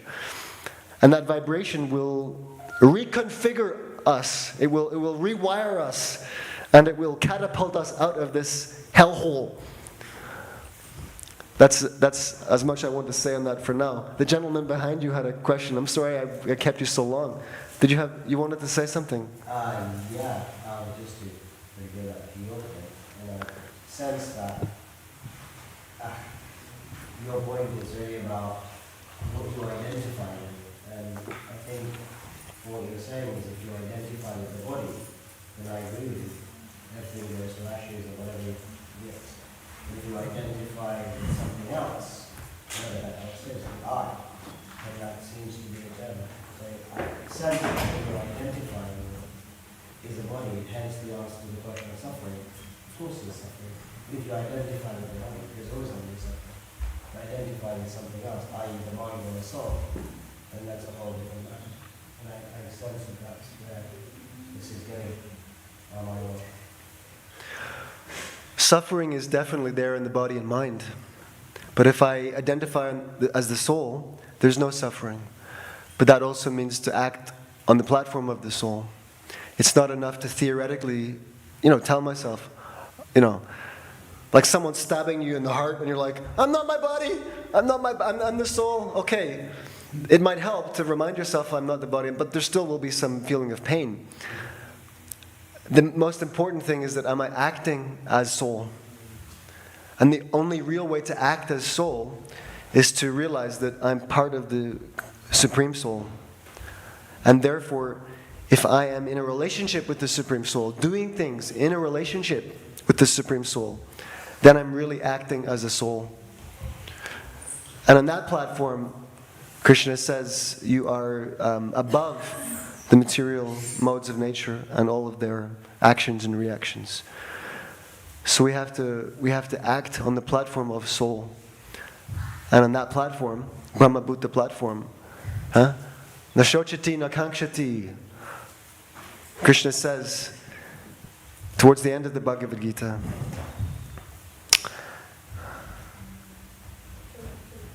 Brahma Bhuta Prasanatma, Nashochati Nakangshati, Samasarveshu Bhuteshu, Mad Bhaktim Labhate Param. Then when one comes to the spiritual platform, the soul platform, then there's no more hankering for things, and there's no more lamenting for what didn't work out. And one is able to see all living entities equally as spirit souls. On that platform, we can actually engage in a real relationship with Krishna. One of the biggest problems in the world today is that everybody sees so many other people and groups as different from themselves. And because of this bodily identification, there is so much quarrel and strife. So much, arguing, bickering, fighting, because we all think that I'm this and you're that, and therefore we're different. But on the spiritual platform, that doesn't exist. Everyone sees that we're all of equal nature as spirit souls. So far as we know. Pardon? So far as we know. So far as we know. Yeah, well, there could be spiritual warfare. So wars could continue as there is there must be here. As there is here, there must be there. Yes, but there, that competition is reconciled, or what's the word? It is perfected in the interests of the center. So there will be some competition, but what is the unifying quality of that competition? It is the satisfaction of the center. Because everything there is God conscious, Krishna conscious. So everything, so even quarrel or disagreement is based upon satisfying the Supreme. And therefore everything can be resolved. Whereas here, there is not that selfless attitude. That's the difference. So there may be competition there, but that competition is transcendental because the center is the satisfaction of the Lord. And therefore it's ultimately perfect and it becomes resolved. And one party is vying to please the Lord better than another party. Yes? And then as a result, each party is trying to outdo each other. But it doesn't degenerate, it doesn't degrade into hate or envy. It actually becomes uplifting. Everyone is trying harder and harder how to satisfy the Lord, and the result of that is that everybody's bliss increases. Here it just goes to zero, or worse. It's destruction. There, it actually serves as impetus for greater bliss. That's the difference. It seems to me like actions that are done on the mortal realm are kind of without virtue. But the moment you start to take into consideration your own soul and that you are part of the whole and oneness of Krishna, then all of your acts that you do in that moment towards that, obtaining that loving kindness from Krishna to serve Krishna and becomes virtuous. And so that all actions you kind of do in service to that goal are, because they are in service of the divine, they are then truly fully virtuous. Yeah. Because anything else other than that is just a declaration of satisfying the senses towards yourself in the mortal realm. Yes, absolutely. That's how I see it. Absolutely. That's not true. We're in here. I went out there and I helped someone through the door who was elderly and had been serving many years. Very good. You see him as Krishna. Both of you have good points, by the way. I'm going to let you continue this, but yeah. But my point was, so you're saying that by me helping him through the door, that wasn't virtuous, and that was in the material That was life. virtuous when you did it on the... I did it purely out of selfishness because I wanted to just help someone through the door. Exactly. Ego. No, it wasn't ego. That is a very good You guys, response. you can argue about this later. No, it's fine. I'm really happy to hear it because actually both of you have elements of truth in both your positions. Yeah? We just have 5 minutes before the next part of our evening program begins. And I think this is, what you've both brought out is very valuable. And I also want to reflect back to each of you the value in each of your statements. Yeah? So, what you were mentioning, first of all, was the form of selfishness and extended selfishness. Yeah? So because I identify narrowly, limitedly as this body, and everything connected to my body is mine or is of me, and therefore I'm interested in that, but not so interested in others. Yeah? So it's selfishness or extended selfishness. Right? I'm trying to satisfy the senses of me and mine. I, me and mine. Right? And that is ultimately frustrating because it misses the center. Again, watering the root, feeding the stomach. If we miss the center, we can try to be happy, right, by serving a limb or a part of the whole, but ultimately we will feel incomplete. So, selfishness, in its narrow form, is ultimately dissatisfying. Real selfishness would mean to go for the bullseye, to satisfy the center, to serve the whole. That would actually be perfect selfishness. It would satisfy the Supreme Self and every tiny little self also. Yeah? And your friend's position, that's so I don't know your names yet, but your position that, well, I did something good for someone because I wanted to, and you can't dismiss it and say it was useless, right? That's true, because it is a value, and certainly to render some service for others, that's the nature of the soul as well. And it's biologically proven to make us feel good about ourselves. Sure, it will make you feel good if you go out of your way to help someone who requires help. Definitely. But that's not the reason I did it either. I did it because I was brought up to do it. Okay. There must be some other reason. You can't just say that, I mean, you can, but what would that, is that, I mean, looking inside yourself, helping someone else get through the door. Yeah. Are you saying the only real reason that you've done that is because it's a cultural conditioning thing? Or is there not some internal reason why you chose to do that? I don't think I made a conscious decision. I just went and helped an older person get through the door. Okay, and are you glad you did it? It's neither about gladness or sadness. It's just a thing that I did. Okay, so if you hadn't done it, would you be as equally happy? But I did do it, so Okay, that's inconsequential. we're just trying to get to the cause of why you did it, that's all. Because it's the right thing to do. Why is it the right thing to do? Because he couldn't open the door for himself. Okay, so you wanted to help somebody that was in difficulty. So because of your compassionate nature, you performed some action, right? Yeah? So the nature of the soul is to serve. Service is an element or a facet of compassion, right? The desire to please another. Yeah?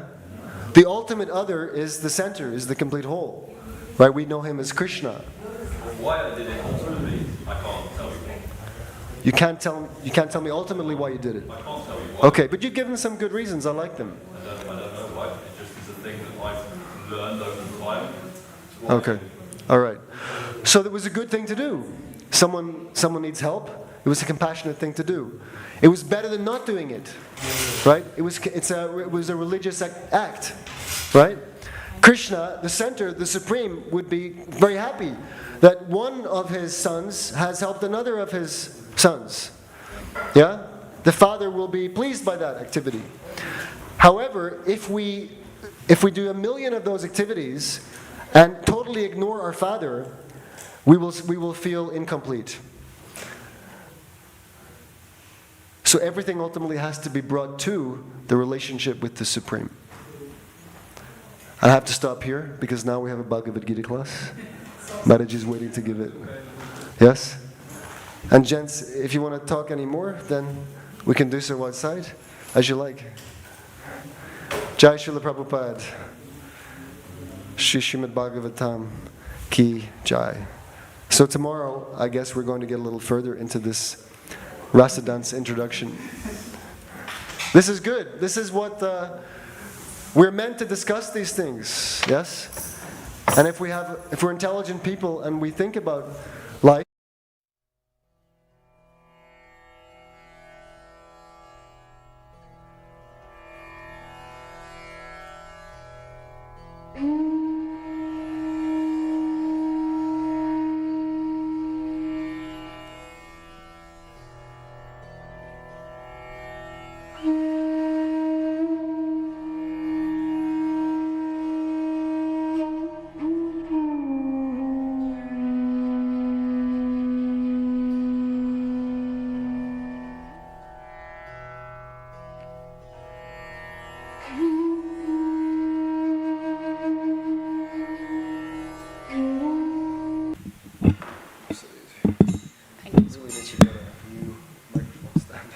Oh, okay.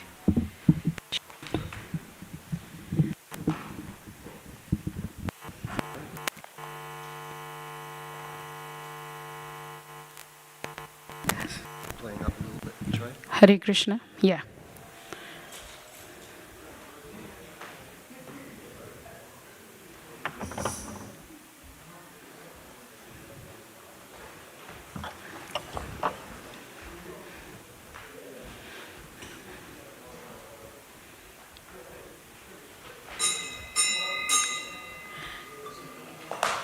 जय राधा माधव कुंज बिहारी गोपीजन वल्लभा गिरिवरधारी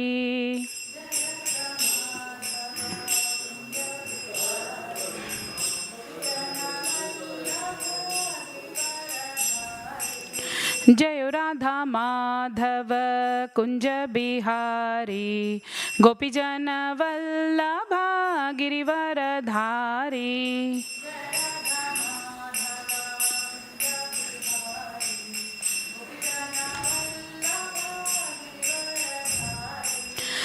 यशोधानंदन ब्रजजन रंजन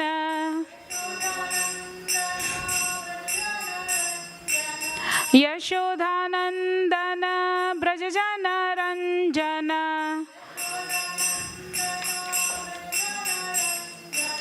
यमुना तीरवनचारी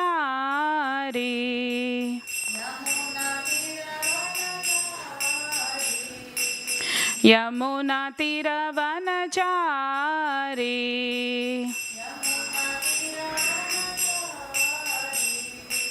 जय राधा माधव कुंज बिहारी गोपीजन वल्लभा गिरिवरधारी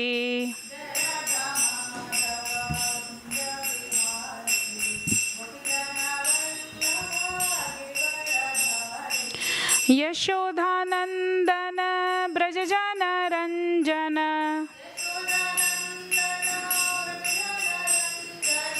यमुना तीरवनचारी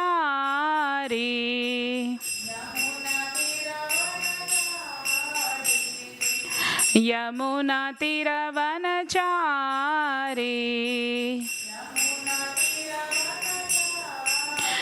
हरे कृष्णा कृष्णा कृष्णा हरे हरे हरे राम राम राम हरे हरे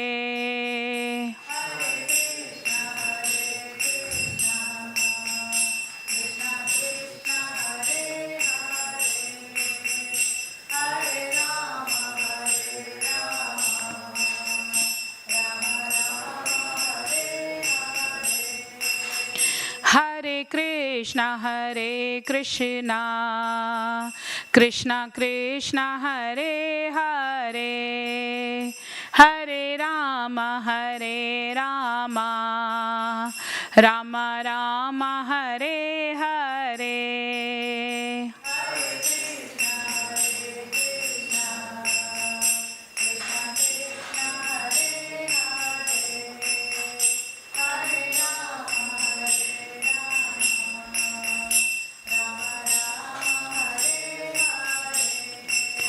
हरे कृष्णा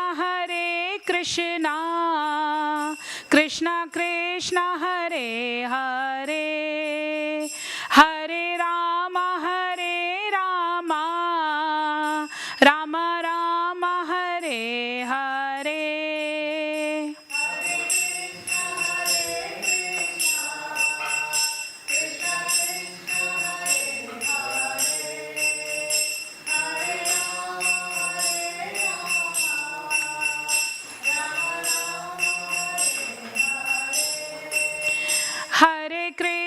हरे Krishna Krishna Krishna Hare Hare Hare Ram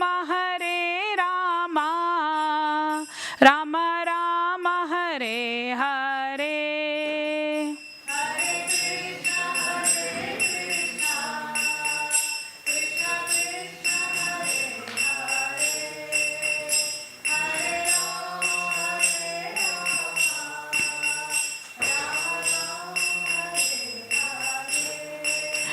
Hare Krishna, Hare Krishna, Krishna Krishna, Hare Hare, Hare Rama, Hare Rama, Rama Rama, Hare Hare.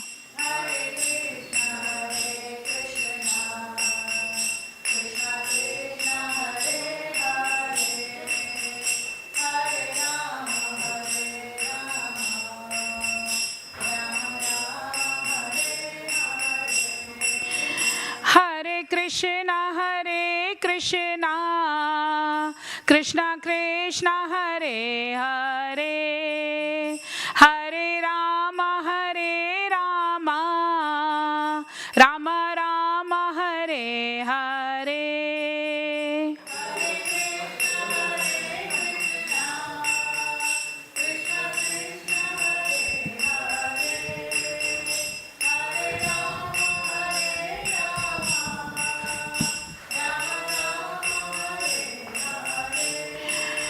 Jayo Radha Gokulananda, Radha Gokulananda, Radha Gokulananda, Shri Radhe.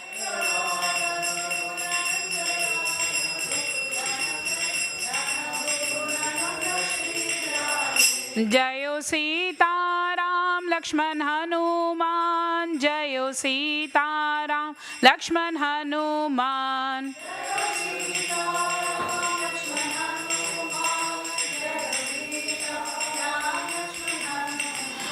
Jayo Gauranitai, Gauranitai, Gauranitai, Jayo Gauranitai.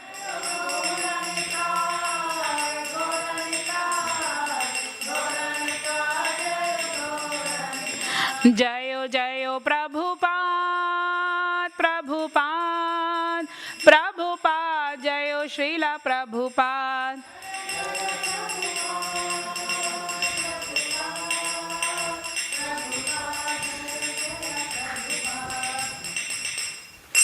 Om Namo Bhagavate Vasudevaya.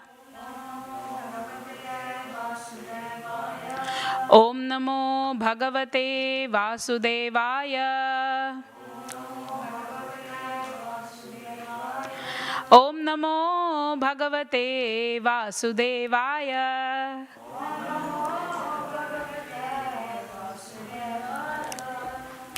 Hare Krishna, everyone. Today we are doing chapter 5, verse 16. Jnanena tu tad ajnanam.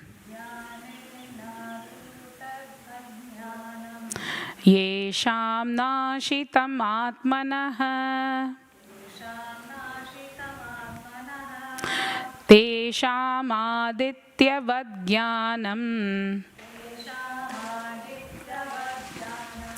Prakashyanti tatparam. Translation by His Divine Grace, A.C. Bhaktivedanta Swami Srila Prabhupada Ki Jai. When, however, one is enlightened with the knowledge by which nescience is destroyed, then this knowledge reveals everything, as the sun lights up everything in the daytime. Om Ajnanatimirandasya Jnananjana Shalakaya Chakshurunmilitam Yena Tasmai Shri Gurave Namaha. Hare Krishna, everyone. Thank you for coming today. It's finally the spring has come. We are blessed with some good sunshine today. So thank you, everyone. So chapter 5 of Bhagavad Gita begins with Arjuna's question. And this question, what Arjuna asked in the beginning of chapter 5, is very similar to the question he asked at chapter 3, in the beginning of chapter 3. Even though the Lord has explained chapter 3 and chapter 4, yet Lord didn't chastise like how we get annoyed with our children, that how many times you're going to ask the same question. But the Lord patiently answers to Arjuna, and this time he thought, let me try to explain Arjuna in a different way, and he says it with regard. So Lord Krishna answers that there is a choice with regard to the lifestyle a person wants to be. The choice being, one, which is the life of renunciation, a withdrawn life, which is sannyasa ashram, and the other being the life of activity amidst the society, which is the grahastha ashram. Even though there are 4 ashramas, but the Lord focuses primarily in these 2 ashramas because the brahmacharya ashram is only a support for grahastha and vanaprastha is also the support to sannyasa. And thus, Lord says that both the ashramas will lead you to the same destination.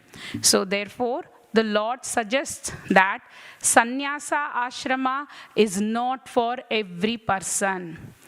Because if a person is not mentally prepared, and you cannot take sannyasa ashram like an experimentation and say, hey, I tried this ashrama, I don't like it. You can't do that. Let me come back. You can't do that because it's just a one-way traffic. Therefore, the Lord strongly suggests it's better to have a life of activity. Work in devotion is better. And hence, the chapter 5 from 5.4 onwards, the Lord will now discuss the vision, the characteristics of a yukta yogi, the difference between karmi and karma yoga. That's why Srila Prabhupada titled, chapter 5 of Bhagavad Gita is titled as Karma Yoga, Action in Krishna Consciousness. Continuing from there, from 5.5, Krishna now reinforces in 5.5 the same notion, saying that a grahastha can also get the same destination as sannyasa. Therefore, both sannyasa ashram and grahastha ashram are equally efficient. Therefore, that person who sees both of them are actually on the same level. They are the actual seers. And the Lord is therefore emphasizing this again. For what purpose? Remember, Arjuna wanted to leave the battlefield and he wanted to go away and he wanted to become sannyasa. Hence, the Lord emphasizes this again. So with this, the Lord concludes the topic of lifestyle. And now in the following shlokas, Krishna will be talking about the characteristics, the different stages by which a yukta yoga goes through.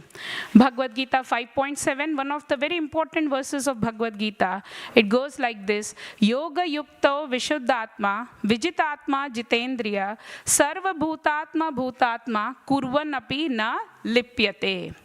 So yoga yukta is basically a person who is always engaged in devotional service, which the Lord says everyone has to practice irrespective of their lifestyle, irrespective of their ashrama. So what are the characteristics of this yoga yukta? So the first characteristics of a yoga yukta is yoga yuktaha, which means what? Means karma yoga yuktaha, means one should become a karma yogi first. So to put in a very simple term, so who is this karma yogi? A karma yogi is a one who doesn't spend his whole day only in earning money. When one's life is only dedicated after material things, material pursuits, he has no time for scriptural studies, no time to follow anything but everything else. And these days you have got so many number of distractions, isn't it? So I'm not talking about those people at all. A karma yogi is one who understands that I am not this body but I am a soul. I am part and parcel of the Supreme Lord, and this spiritual life is meant only for my inner growth so that I can connect with the Supreme Lord. That's why it is very important that each and every one of us should ask, what am I? This question is more important than what I have. And most of the people are focused in what I have and they ignore the basic question, what I am.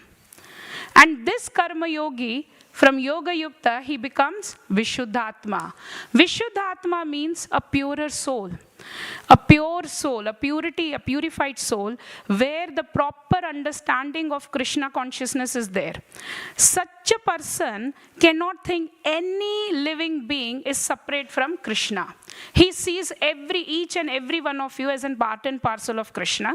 He doesn't see anyone separated from Krishna. So just as the leaves, Srila Prabhupada explains in the purport, just as the leaves and the branches are not separated from a tree.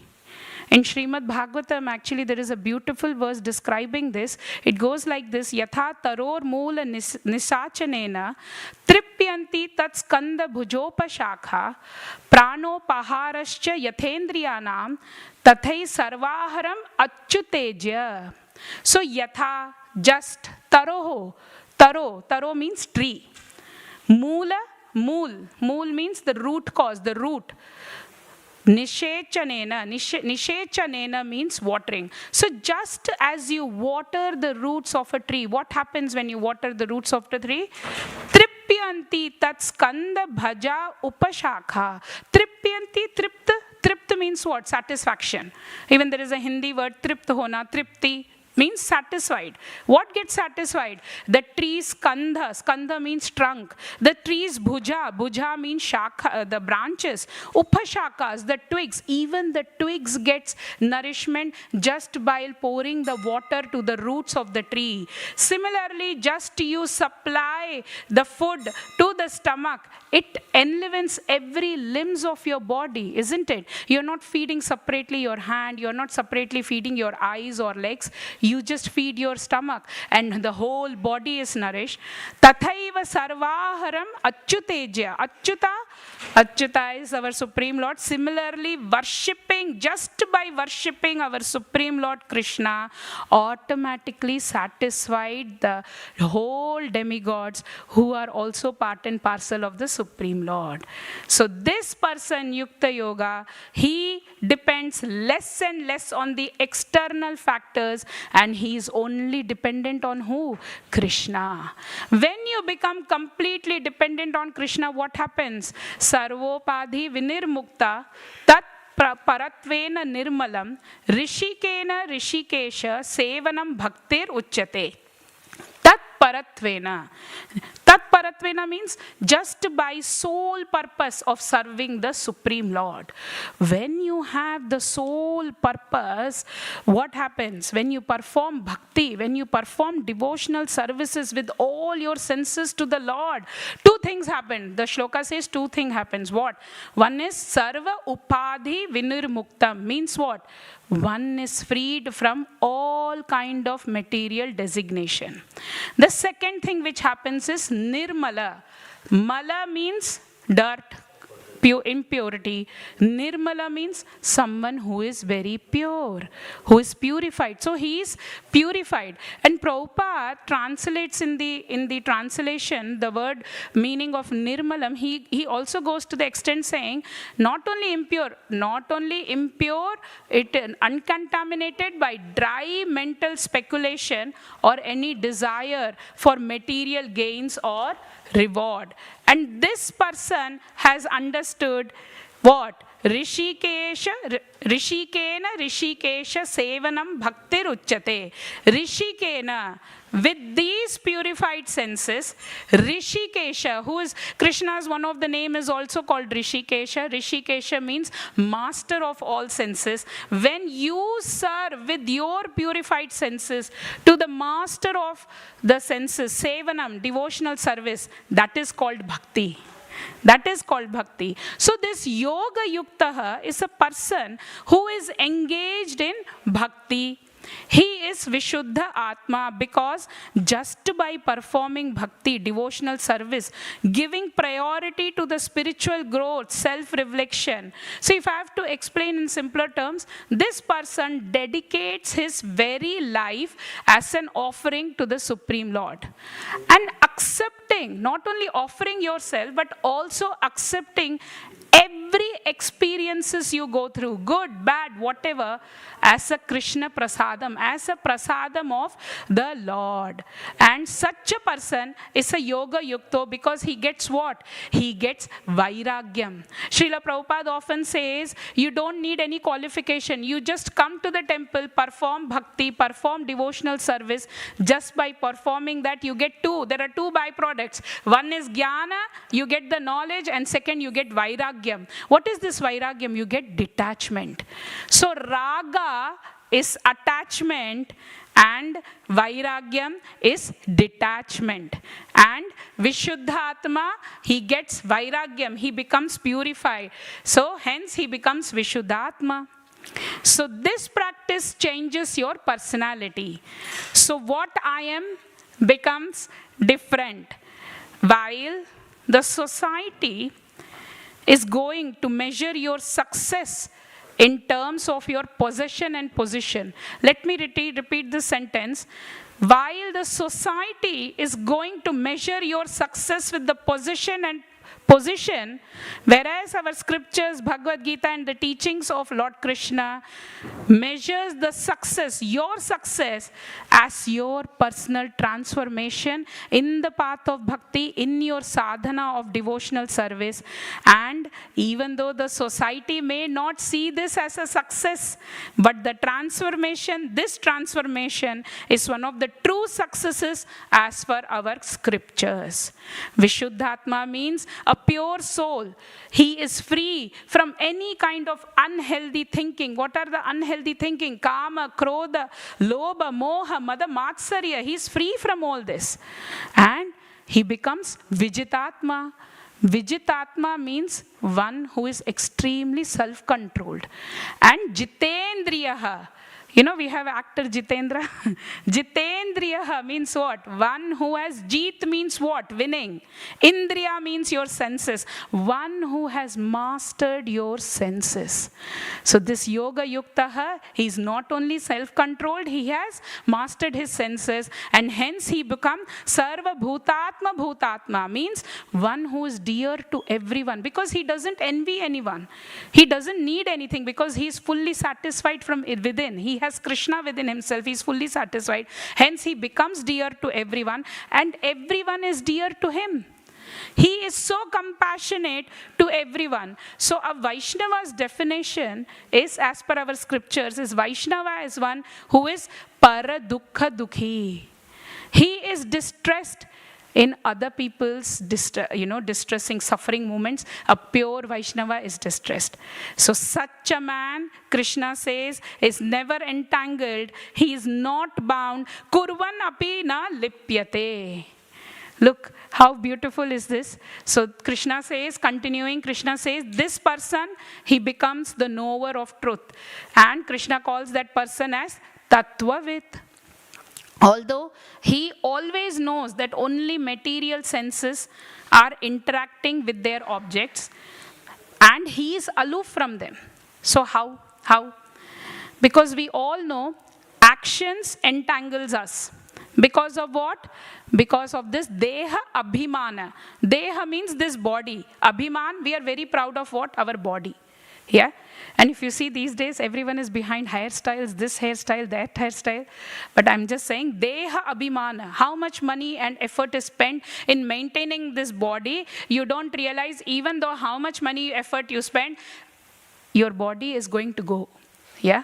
So, Deha Abhimana, bodily consciousness. And this is the false belief. Because if you think I am this body, this belief will lead to pride, selfishness, desires, attachment, and ignorance.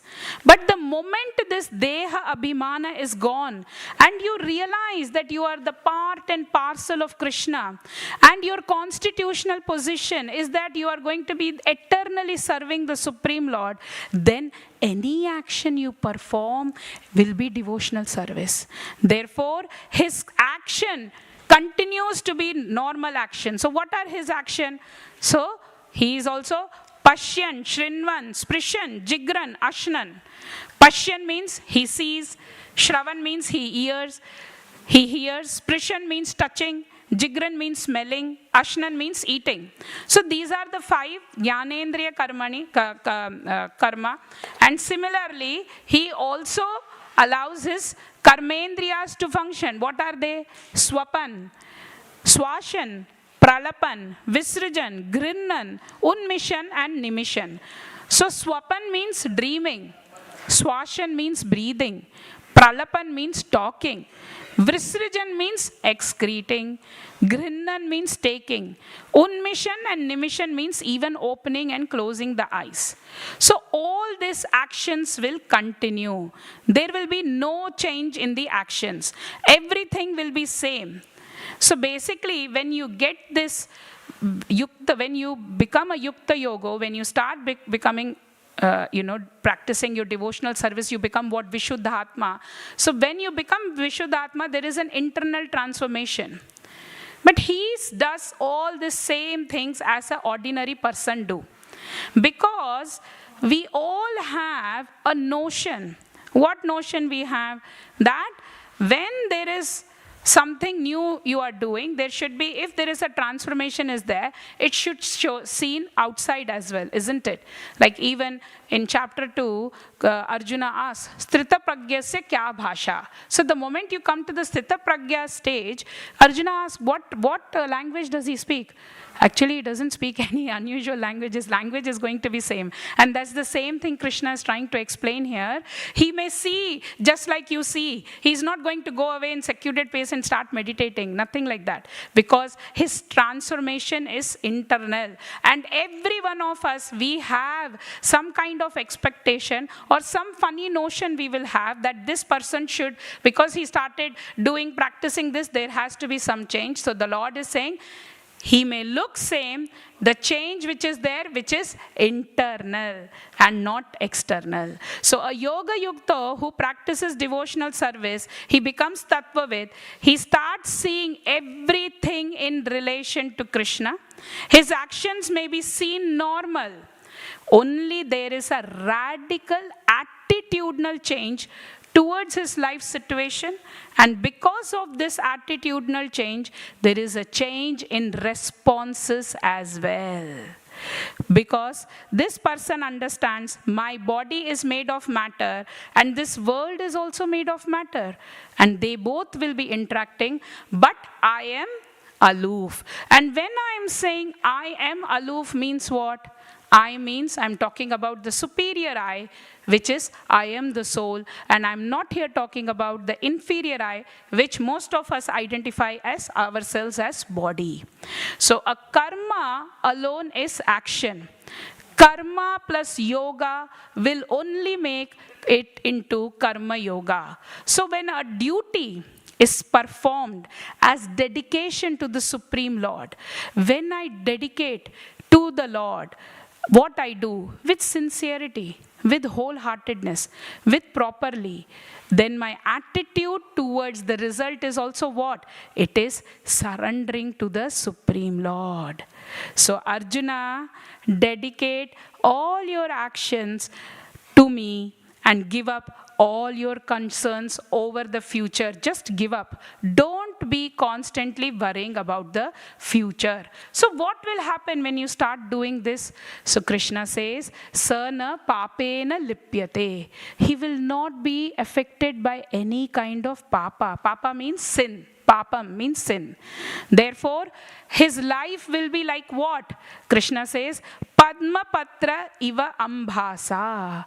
So just like, imagine a lotus leaf which is so big, but where is the lotus leaf? You will always see lotus leaf above and below is a very dirty water. Krishna saying, this world is like that dirty water. Become like that lotus leaf. You are part of the water, but yet you are above it. Yeah? So which means what? Like a person in Grahastha ashram, you are amidst of people, you are amidst of children, and on top of it we are husband and father-in-law, mother-in-law, where did you leave all of them? But what I'm trying to say, you have so much of responsibility, but you are in the water, just like lotus leaf which is in the water, but it is not contaminated by the water. Padma Patra Ambhasa. So become like that. Practice this devotional service even if you're grahastha, and you can get the same results what you get in sannyasa ashram. So hey Arjuna, don't run behind sannyasa, do your activities with sincerity and forget the results, surrender unto me.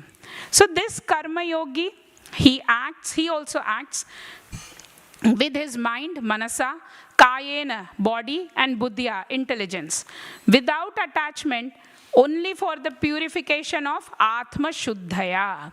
And once he's purified, Krishna says, yukta shantim apnoti, means this karma yogi, he gets shanti, unflinching peace. So material possessions can only give you some physical comfort, but if you need mental peace, mental comfort, karma yoga can only give that. And what kind of peace? Shri Shri Radha Gokulanand ki jai, Sita Ram Lakshman Hanuman ki jai. Looking absolutely stunning today in that royal purple, and the hyacinth garland is beautiful.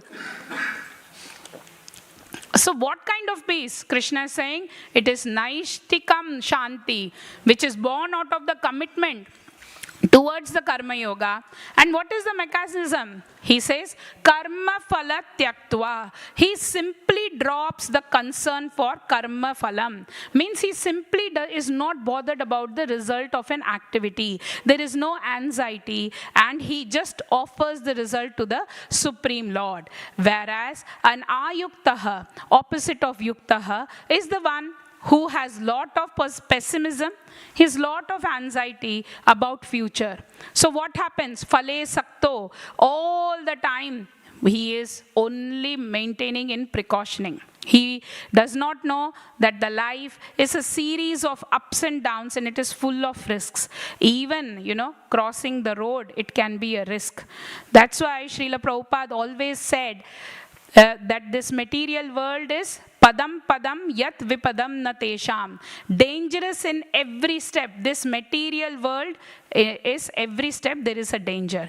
That's why our founder Acharya Srila Prabhupada always emphasized on chanting of the holy name, Hare Krishna, Krishna Krishna, Hare Hare, Hare Ram, Ram Ram, Hare Hare. And if you are going to worry about risk, danger, you cannot do anything. Therefore, true security is where? When you surrender to the Supreme Lord. That is why Krishna in 9th chapter he says, Ananyas chintayanto mam ye jana paryupasate tesham nityabhiyuktanam yogakshemam vahamyaham. The real security is only Bhagavan. So if you go to India, there is a LIC, Life Insurance Corporation, and their logo is Yogakshemam Vahamyaham. Now I'm not saying don't get your insurance and all, you get it for your support purposes, but what I'm trying to tell you is the real insurance for you is Bhagavan and Bhagavan only. And the moment you understand that, there is peace, there is a relaxation. Whereas a karma yogi, one who is always worrying about the future, is because of what? Kama karena, because of force of his desire, because of expectation, he becomes what? Nibbhadyate, means he is entangled and he is bound. He becomes a samsari. Therefore, Krishna says, hey Arjuna, don't become a karmi. Don't do work with kama by the force of your desire. Become a karma yogi. So now Krishna has finished the various characteristics of Yoga Yukta and emphasizing on Karma Yoga from 13th verse till 16th verse. Krishna will now explain how a pure soul is the doer, yet the non-doer, knowing which one can be detached, understand the Supreme and attain liberation. That is, he's going to talk about knowledge of the three doers. Because I'm constantly saying, do action, do action. So who is the real doer? So questions like, who am I? What is this world? Who is the Supreme Lord? What is the relationship between me and the world? What is the relation between me and the Supreme Lord? What is my goal? That is Jiva, Jagat, and Bhagavan. And when we do a systematic and consistent study of this under a guru, which is important, what is the important fact we discover, which we already discussed in Bhagavad Gita chapter 2, but the Lord is again bringing, you discover the fact that I am not this body. You also discover the fact I am not the mind also. So what am I? I am the consciousness. I am the soul who is functioning through this body. When this body dies, I don't die. My transaction only stops. Sarva karmani sannyasa. He discovers the fact that I am actionless Atma, and therefore all actions are transferred to body-mind complex. It is a shift in identification. I mentally renounce all the action, as action is only done by the body, will have to act in the world and reap its result. So how does he renounces the action? By manasa sannyasa. He renounces it mentally. He mentally renounces, and he gets that mental renunciation through what? Detachment. That I am immortal, I am Atma, and I have accepted the body's mortality, which is the greatest advantage. And when you understand that, Krishna says that yogi gets sukham. Sukham aste means he gets happiness. There is a relief. And then where does he live? Naiva. And what does he do? Naiva kurvan na karyan. Without involving in any action, directly or indirectly, Atma is neither the karta nor the karyata. And he happily resides in Navadwara Pure Dehi. Dehi means this body. Navadwara, 9 dwar. Dwar means gate. So this body consists of 9 gates. What are those? 2 eyes, 2 nostrils, 2 ears, 1 mouth, the anus and the genitals. Everyone has to understand my higher consciousness is pure and I am ekam, whereas my bodies are many because I have taken so many births. And hence, the body is destroyed, but the consciousness continues to live. And this Navadwara Pure, so if you have to understand, you have to look at your body. It is compared to a kingdom, to a small kingdom. This body is compared to a small kingdom where the skin is compared to the ball. And how does he interact? You have walls, you have kingdom. He interacts via these 9 gates, the 9 ways. Thus, body is a wonderful city with wall and 9 gates. And as long as Jivatma is there to bless the body city live and it's active. When the blessing is not available, the body cannot even survive even for few hours. This king of city, what does he do? He actually doesn't do anything. Naiva kurvan na karyan. Neither he works nor he's the cause of work. So, if I have to explain in a simpler terms, say for example, just before the class, the little Narayana was helping me in putting this mic, putting the seats. We were setting up. People were coming and going. So how does it work? So if I have to explain to you in very, very simple, basic terms. So say for example, the light. The light itself does not do any action. But light does what? It illuminates, right? So, since the light only illuminates, so the light cannot get any good results or bad results, yeah? So, as the embodied soul, spirit, the master king of the city of the body, he does not create activities, nor he induce people to act, nor does he create the fruit of action. So, who does these action? Therefore, Krishna says, Swabhavatu pravartate. All these enacted by 3 modes of material nature. The soul simply sits there and it witnesses. That's why Srila Prabhupada writes in the purport, as long as he is in the city of the body, appears to be the master of it, but actually he is neither the proprietor nor the controller of actions and reaction. He is simply in the midst of material ocean struggling for existence. The waves of the ocean are tossing him and he has no control over them. His best solution to get out of the water is by the transcendental Krishna consciousness, by loudly chanting of Hare Krishna, Krishna Krishna, Hare Hare, Hare Ram, Ram Ram, Hare Hare. So what is the role of Supreme Lord in all this? So the Supreme Lord is Vibhu and we are Anu. So the Supreme Lord as Super Soul who dwells in each one of us can understand our desires of man. Thus man proposes, God disposes. Without interfering with the desires of the minute independent living entities. He is just a witness and a sanctioner.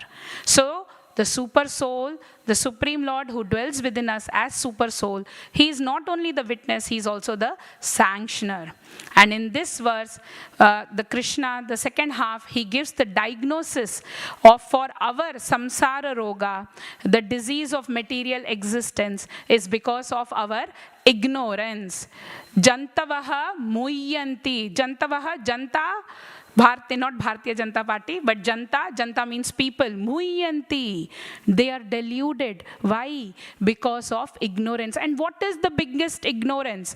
The biggest ignorance is when you identify, I am the body. Even though the identification is only once. If you identify yourself as I am the body, the consequences are many. And what is the first consequence? From infinite, I become what? I become finite. And not only that, even time-wise, the finite, when the time comes, I see the body goes away. It dies. Whereas I don't die. Therefore, Krishna calls them mohaha, means delusions, galore of deluding people. Now the question comes, what is the solution? And hence, coming to today's verse, jnanena tu tad ajnanam esham nastitam atmanaha tesham adityavat jnanam prakashayati tat param. So in the previous verse, as the Lord pointed out, that ignorance is the root cause. Ajnanena avritam jnanam. Ignorance is the root cause of all the problems. So if the ignorance is the cause of the problem, what should be the solution?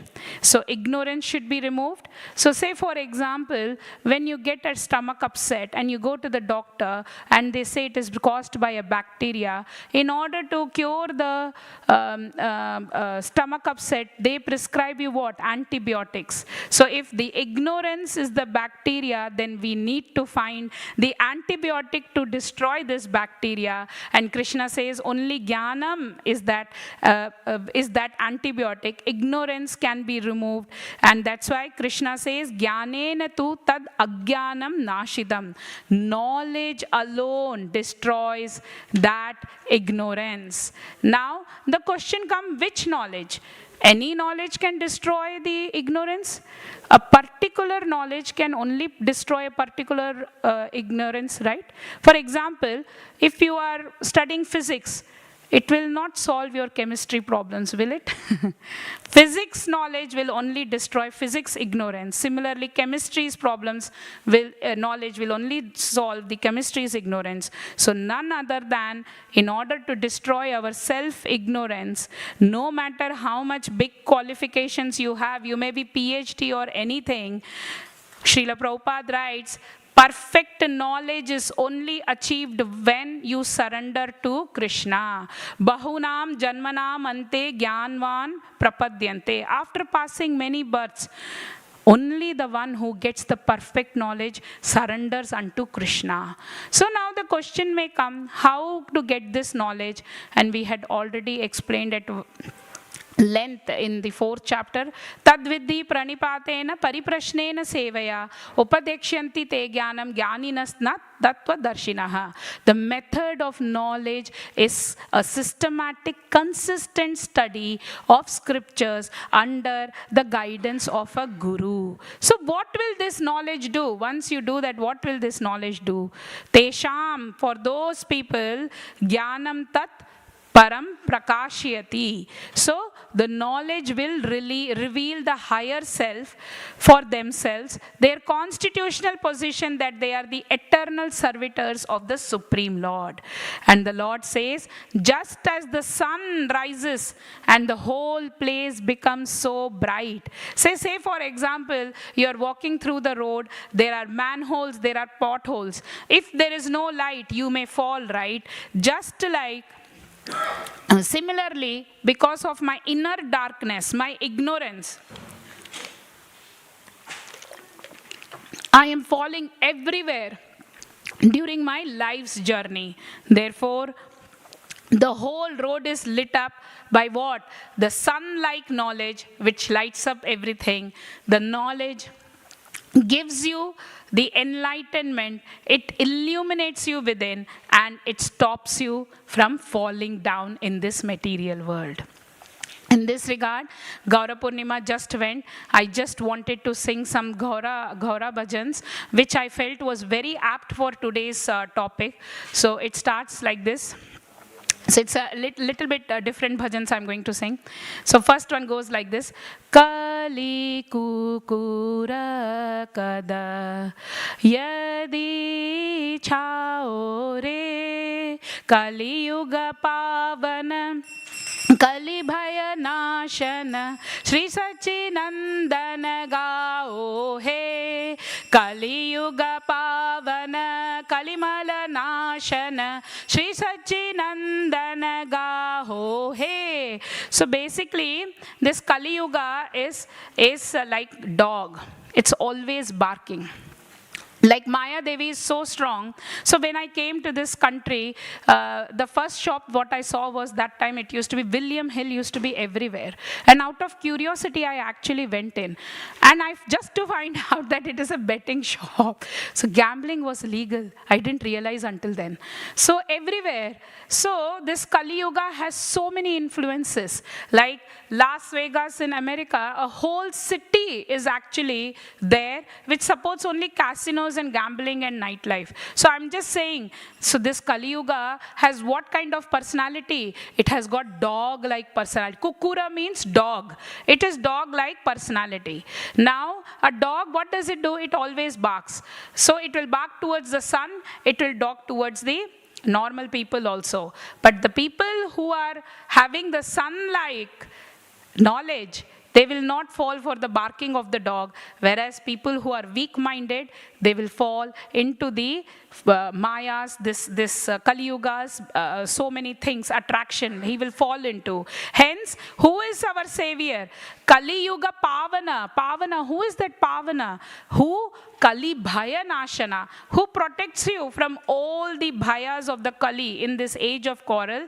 Shri Sachinandana gao he. So take the Lord of Sri Sachinandana.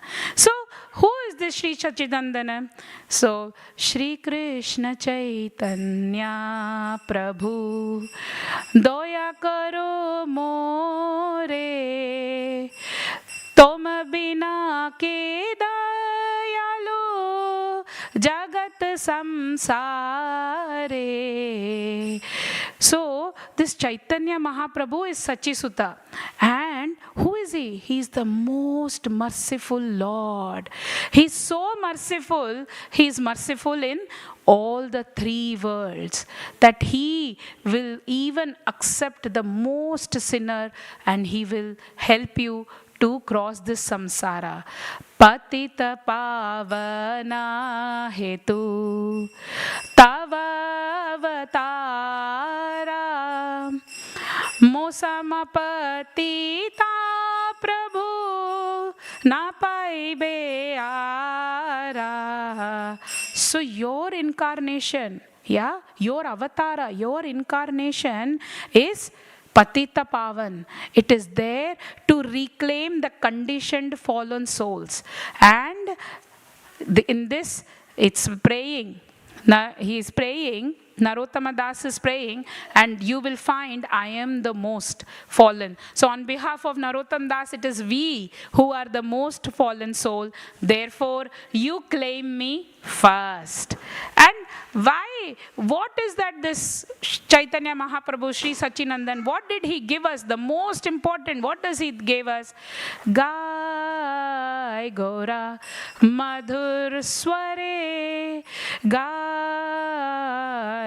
Gora Madhur Sware, Hare Krishna, Hare Krishna, Krishna Krishna, Hare Hare, Hare Rama, Hare Rama, Rama Rama, Hare Hare. So it is the Lord Gaura Sundar, Chaitanya Mahaprabhu, who sings very sweetly. What does he sing? He sings Hare Krishna, Krishna Krishna, Hare Hare, Hare Ram, Ram Ram, Hare Hare. So he says, where simply chant Hare Krishna Maha Mantra. And then the verse goes, Grihe thako vane thako, sada Hari bole dako, sukhe dukhe bhulo nako, vadane Hari naam karo re. So grihe tako. So whether you are grahastha, we just read grahastha or sannyasi, whether you are grahastha or vane thako, whether you are sannyasi, simply chant Hari. And sukhe dukhe bhulo nako, whether you are in happiness, sukha, dukkha, whether in your distress, don't forget to take vadana, don't forget to chant the name of Lord Hari. Then he says, Maya jale baddha hoye, acho miche kaja loye, eko ne chetana peye, Radha Madhav naam bolo re. So this Maya is constantly working. Some way or the other, it is trying to attract you, it is trying to making you engaged in, complete useless activity. So if you have taken the human form, please chant the Radha Madhav's name. Jivana hoile seshe, na bhajile rishi keshe, bhakti vinoda upadeshe, ek bar naam rase matoe. So this life can end at any moment. So Bhakti Vinod Thakur has written this beautiful bhajan, and he says this life can end at any moment. So please, you understand, you serve Rishikesha, at least one time you take and chant the holy name of Hare Krishna, Krishna Krishna, Hare Hare, Hare Ram, Ram Ram, Hare Hare. In this regard, I just wanted to relate to you a conversation which I had with my colleague. So there is a very thin line difference between your need, your want, and soon the want becoming greed. We are seeing how the world affairs are changing, right? That one person, one country, just by sheer greed of power, is just so much chaos has started. So many people are stuck up. And my colleague was saying her friend is actually right now stuck up in Dubai, and she lives here in a 5-bedroom house. Yeah, they had gone for a wedding, and they couldn't attend the wedding. The very hotel where she was living, the bombing happened. Yeah. So, and they are all put in down basements, and they are living like homeless. So just see how the life situations can change. You may have a big house, you may have car, it doesn't mean anything. Just recently, I was also listening. I'm sure you must have all heard, there was a very big movie, Bahubali. It was very famous across everywhere. And the villain of Bahubali, Rana Dugapati, you should see the way it's been portrayed with all his super physique and body. And after the success of the movie, he got apparently many, many offers. But alas, he was discovered by kidney disease. And it spread so much that he had to go for kidney transplant. As a result, he lost his weight, and he says in the interview, when I got up in the morning, when I saw my face in the mirror, I am not the same man. I am not the same man what I was there in Bahubali. Now I am a different man. His attitude has changed towards life. Now he is not about amassing the wealth. His life has changed. That's why Keshav Swami Maharaj says, don't delay till the end. Don't wait for that heart attack to come in order to do exercises. You know, people only do morning walk exercises only when your body is going weak. Don't delay. Discipline. Life will always be ups and downs. If you have watched any movie, you must have seen the hero is lying in the bed and they will constantly show the monitor. And if it is a single line, steady line, what does it mean? Dead. Which means what? Life is a series of ups and downs. And when in that monitor the ups and downs comes, which means he's normal. So, what is the normalcy? The ups and downs in life is normalcy. How you take it, how you receive it, it's up to you. So today I pray, please fold your hands and pray to Gaura Sundar. May he be the merciful Lord who deliver us as being the fallen soul. And for 1 minute, I request you all to think about, remove your material designation. Remove the fact for 1 minute. I'm working for Google, I'm working for some cellular company. Remove that. I'm a yoga teacher, just remove that. I'm a woman. Remove all that. I'm a mother, I'm a father. Remove all your designation. Then think who you are. And then think who you are. You don't think in terms of mother, father, because what is happening, we are only thinking in those terms. Because no matter what, as I said many times, the laundry basket will always be full. There will be always be washing. You have to either be cooking or washing the dishes. That will be always be there. Is your life revolving only around that? Think that you are not this chef, you are not this teacher, you are not this Kshatriya, you are not Brahmana, you are not a man, you are not a woman.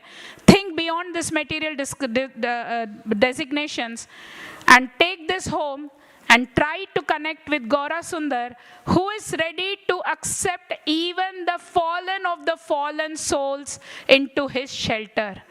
I pray, may Lord Gauranga be always with you. Thank you for everyone for listening. I open the floor for any questions if you have. Thank you. Hare Krishna.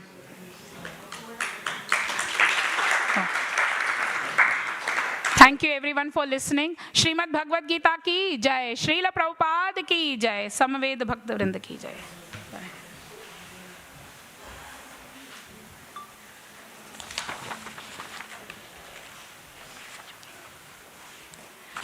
Janaka.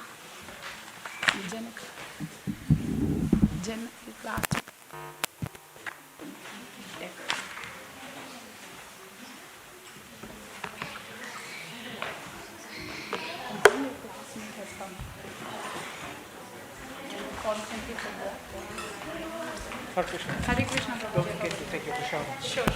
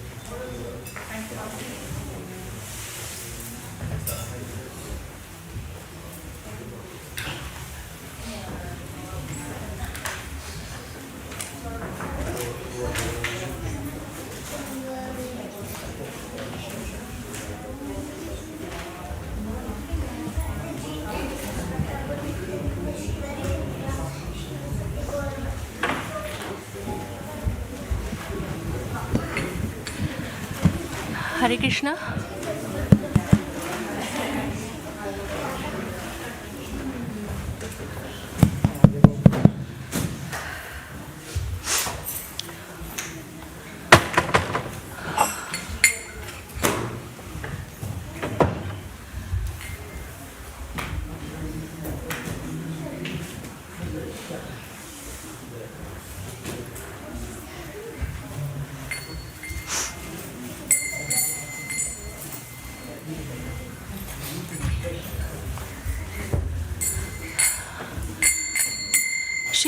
Radha Gokulananda, Radha Gokulananda, Radha Gokulananda, Shri Radhe. Radha Gokulananda, Radha Gokulananda, Radha Gokulananda, Shri Radhe. Shri Radha Gokulananda, Radha Gokulananda, Radha Gokulananda, Shri Radhe. Is it okay if I sing? Yeah. Sorry. Shri Shri Radha Gokulanand की जय सिया राम लखन हनुमान की जय श्री गौर निताई की जय श्री शिला प्रभुपाद की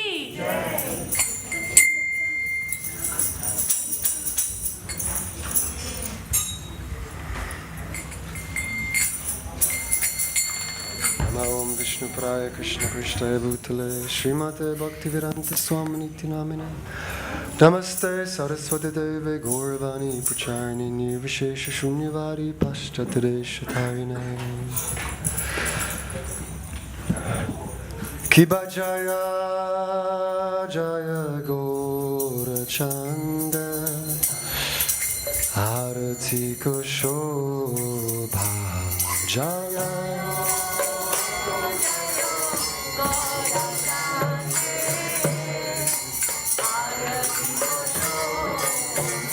Kiba Jaya Jaya Gaura Chanda Arati Koshobha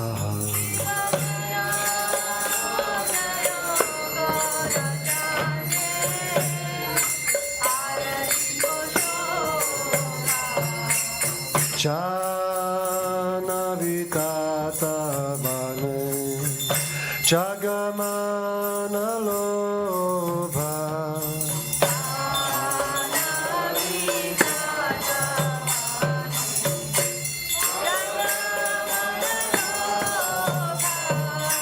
Jana Vitata Bane Jagamana Lobha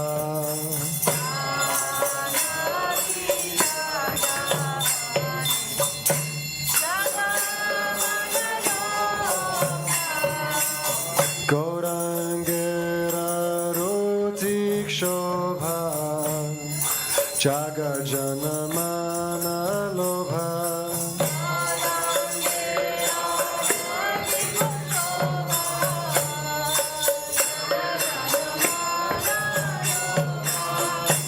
Gaurangera Rutik Shobha Jaga Janamana Lobha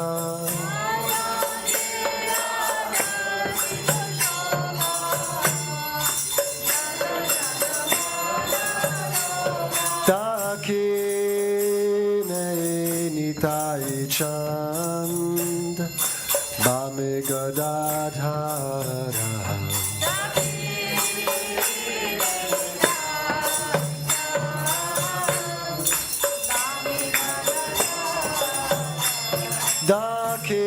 Dakine Nitai Chand Bame Gadadhara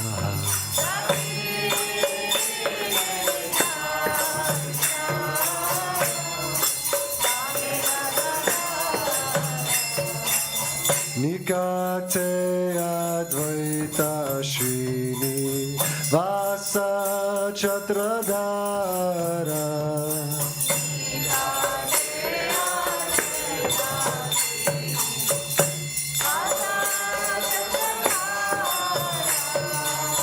Nikate Advaita Srini Vasa Chatradara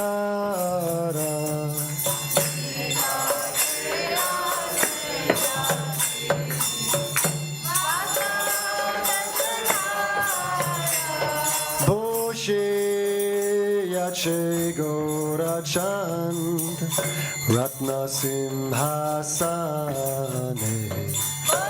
Boshe Yache Gora Chand Ratna Simhasane Boshe Rache Gora Chand Ratna Simhasane.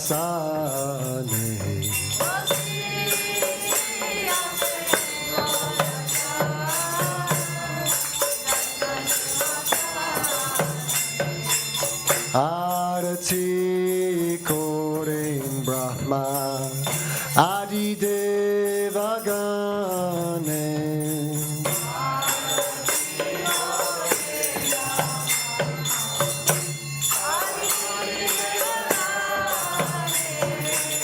Arati Korin Brahma Adi Devagane.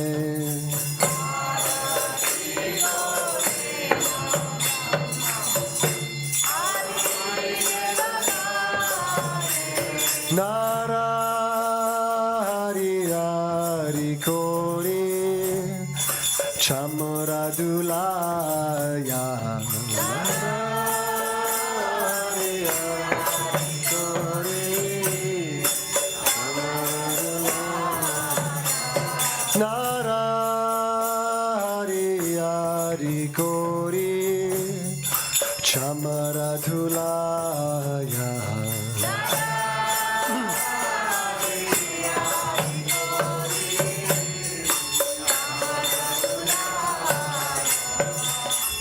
Sanjaya Mukunda Vashu Gosharigaya.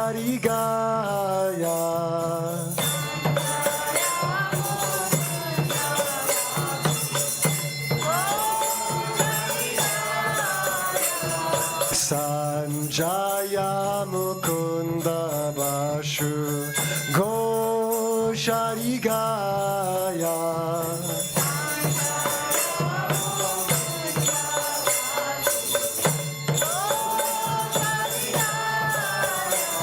Shanka Baje Ganta Baje Baje Karatala.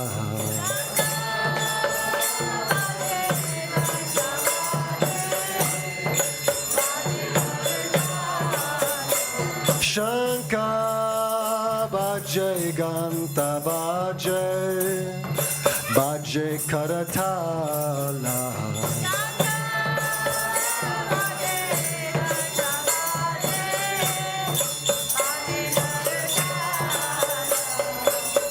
Madhura Mridanga Baje Paramarasala.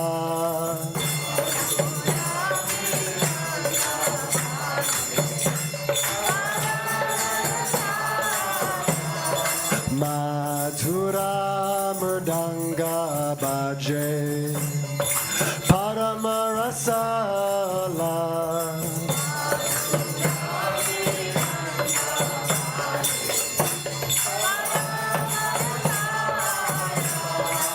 Shanka Baje Ganta Baje Madhur Madhur Madhur Baje.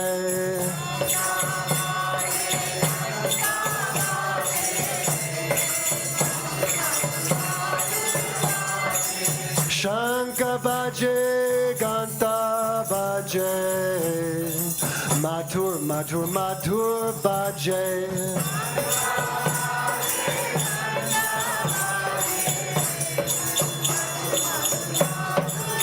Haribo, Haribo, Haribo, Nitagora Haribo.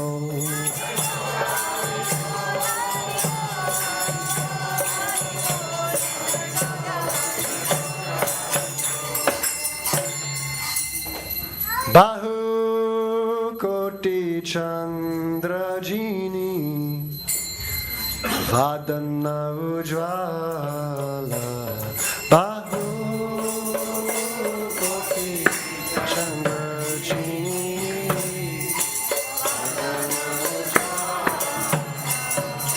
Bahu Koti Chandrajini Vadana Ujvala.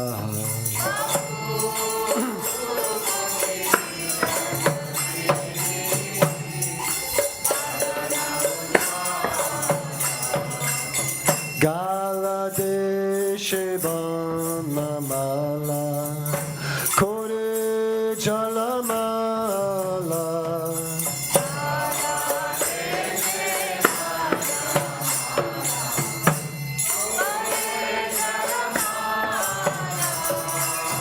Galate Shebanamala Kore Jalamala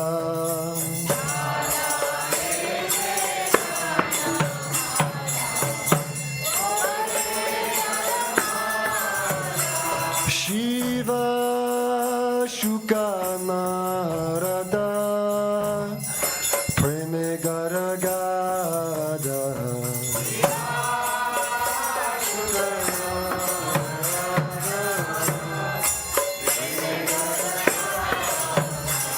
Shiva Shukanarada Preme Gada Gada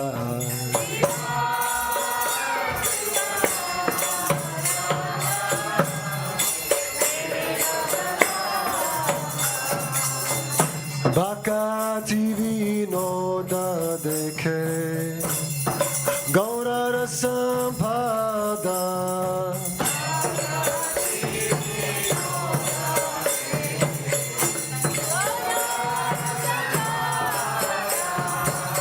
Baka TV no da dekhe Gaura Sampada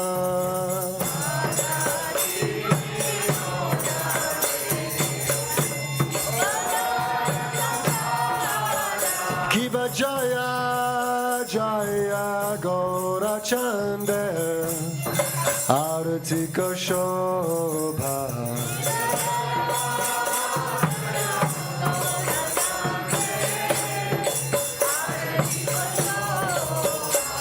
Jaya Jaya Gaura Chanda Aratika Shobha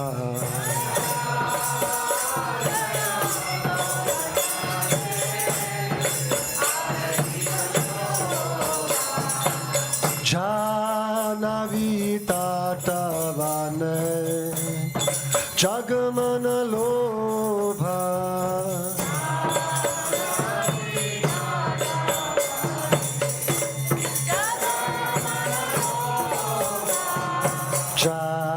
Janavita Tavane Jagamana Lobha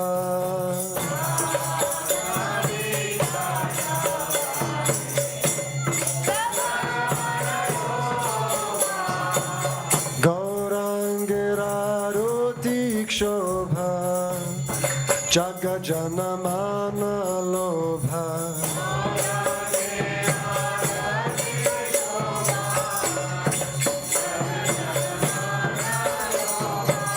Gaurangira Rotik Shobha Jaga Janamana Lobha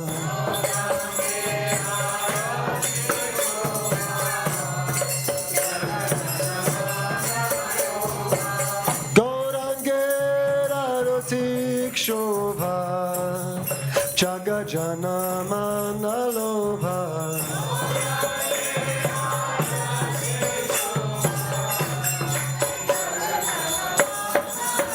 Haribo Haribo Haribo Nitai Gaura Haribo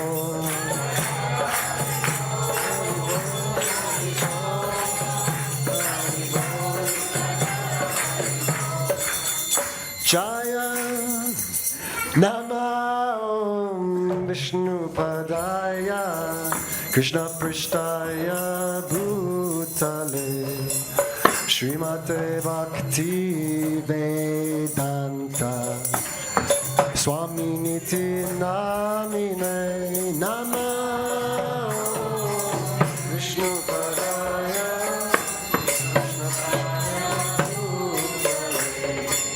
Srimate Bhakti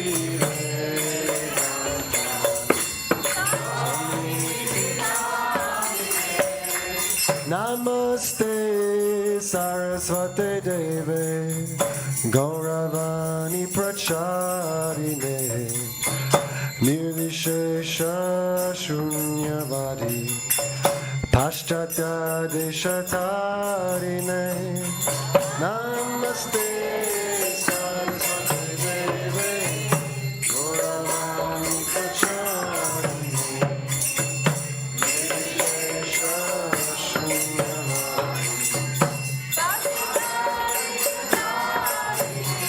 Jaya Shri Krishna Chaitanya Prabhu Nityananda Shri Advaita Gadadhar Shri Vasadi Gaura Bhakta Vrinda Jaya Shri Krishna Chaitanya Prabhu Nityananda Shri Advaita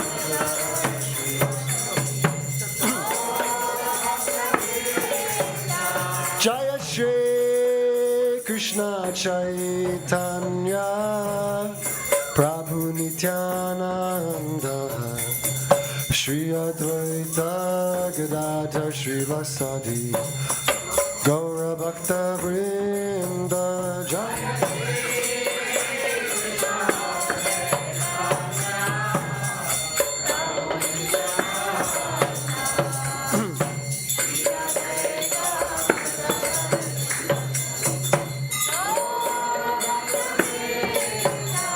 Jaya Shri Krishna Chaitanya Prabhu Nityananda Shri Advaita Gadadhar Shri Vasadi Gaura Bhakta Vrinda Jaya Krishna Chaitanya Prabhu Nityananda Shri Advaita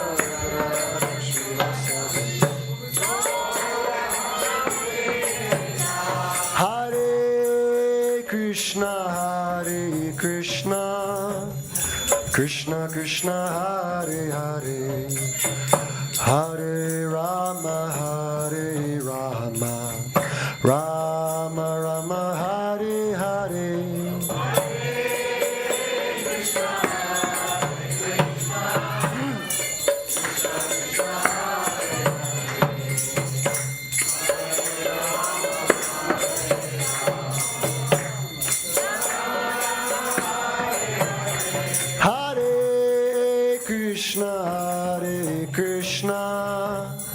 Krishna Krishna Hare Hare Hare Rama Rama Rama Hare Hare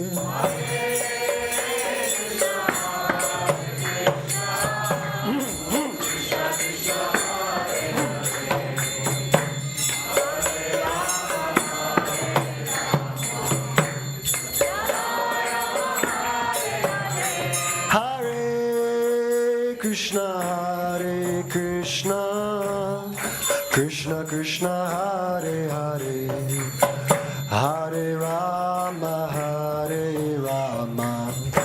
Rama Rama Hare Hare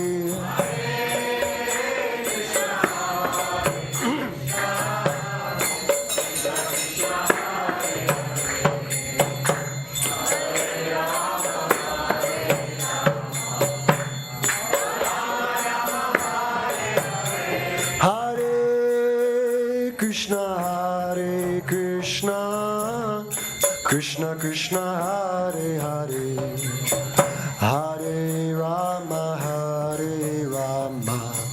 Rama Rama Hare Hare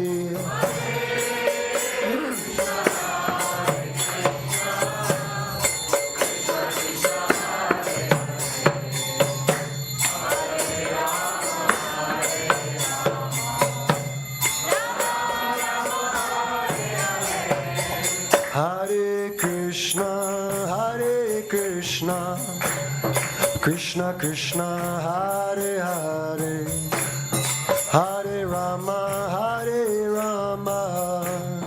Rama Rama Hare Hare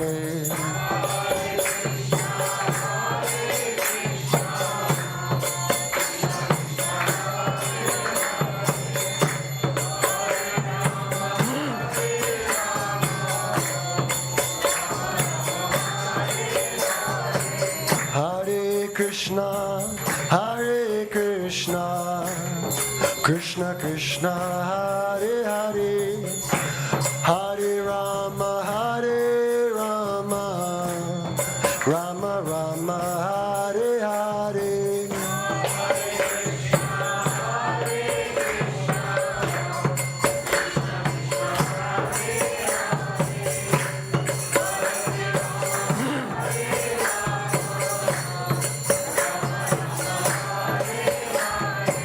Hare Krishna, Hare Krishna, Krishna Krishna, Hare Hare, Hare Rama, Hare Rama, Rama Rama, Hare Hare.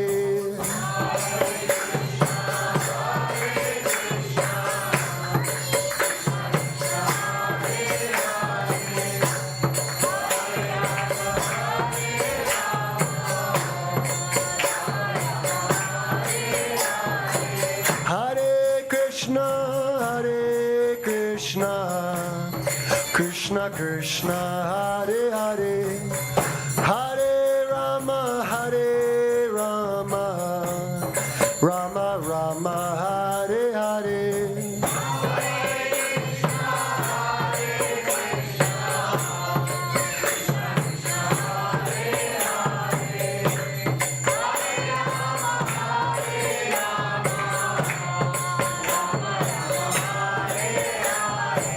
Hare Krishna, Hare Krishna, Krishna Krishna, Hare Hare, Hare Rama, Hare Rama, Rama Rama, Hare Hare.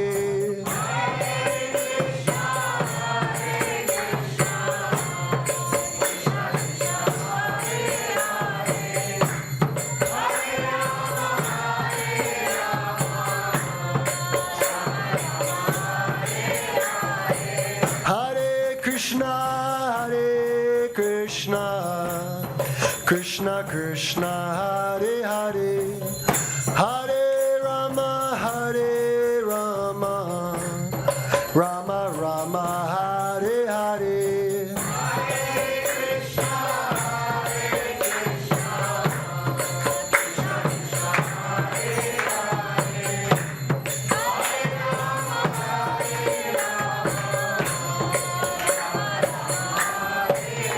Hare Krishna, Hare Krishna, Krishna Krishna, Hare Hare, Hare Rama, Hare Rama, Rama Rama, Hare Hare.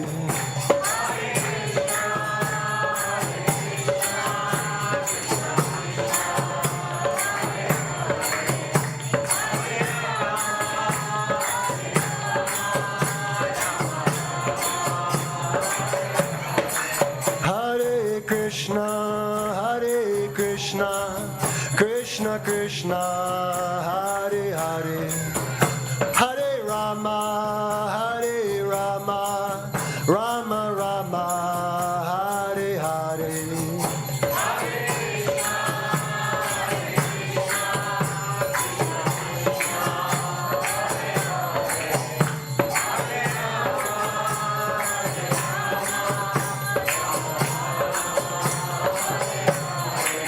Hare Krishna, Hare Krishna, Krishna Krishna, Hare Hare, Hare Rama, Hare Rama, Rama Rama, Hare Hare.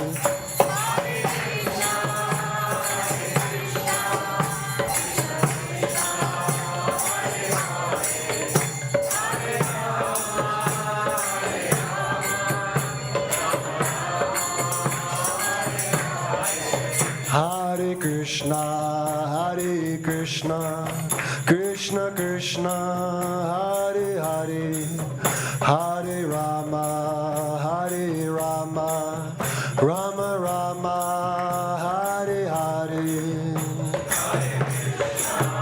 Hare Krishna, Krishna Krishna, Hare Hare, Hare Rama, Hare Rama.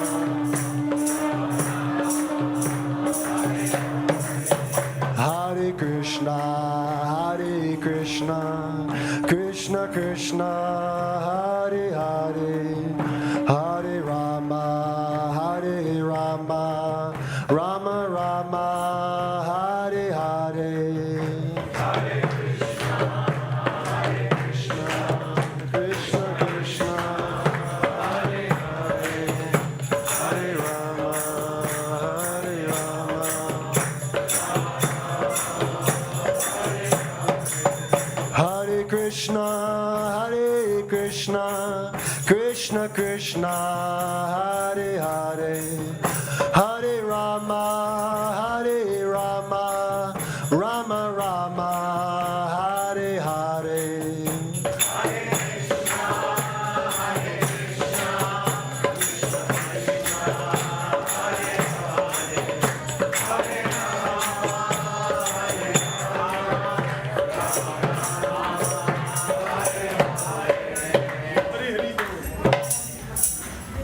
Please everybody bow down, heads touching the floor, and we will chant Premadwani prayers.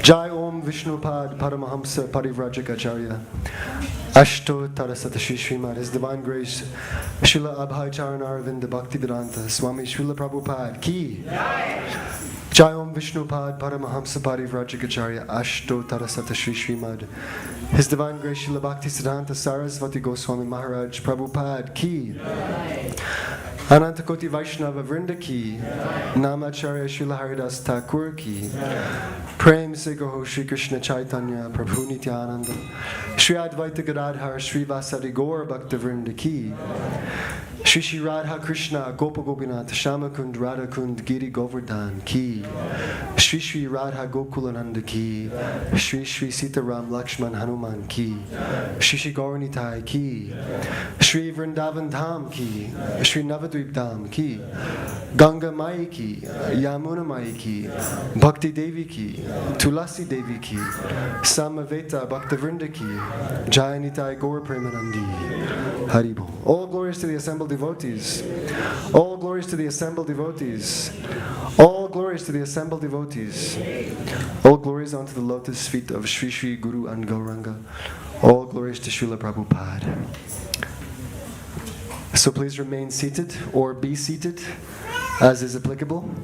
And we're going to chant prayers to Lord Nrsimhadev, who is the half-man, half-lion incarnation of Lord Krishna, and who offers great protection in all aspects of our life, but especially he protects our bhakti.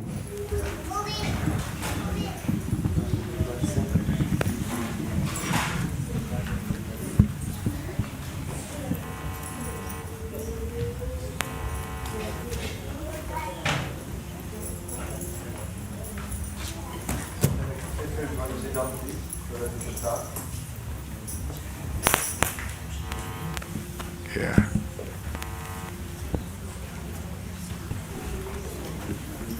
Sometimes it doesn't work.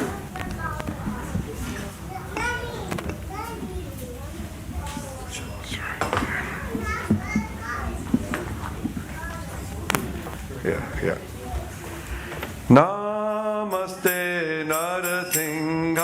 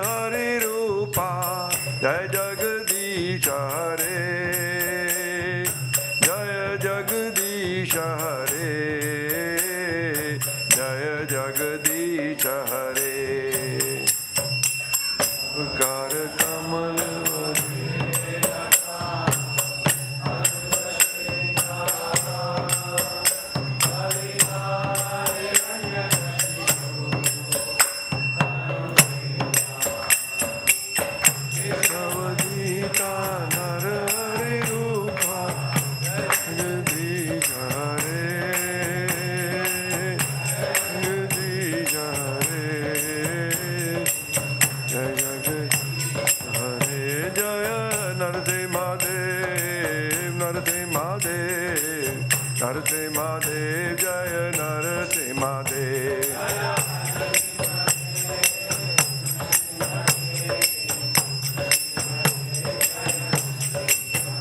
Jaya Prahlad Maharaj, Prahlad Maharaj, Prahlad Maharaj, Jaya Prahlad Maharaj.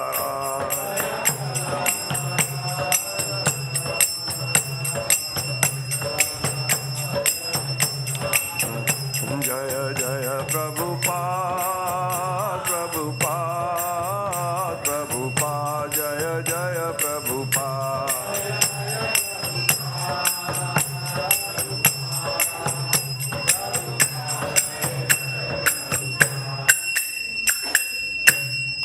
Shri Narsingh Bhagavan ki, Prahlad Maharaj ki, Gaur Premanande, Hari Hari Bol. Hare Krishna, thank you very much for attending the Aarti. Now Prasadam is being served outside in the adjacent room, and the next Aarti will be at 9 o'clock. Thank you.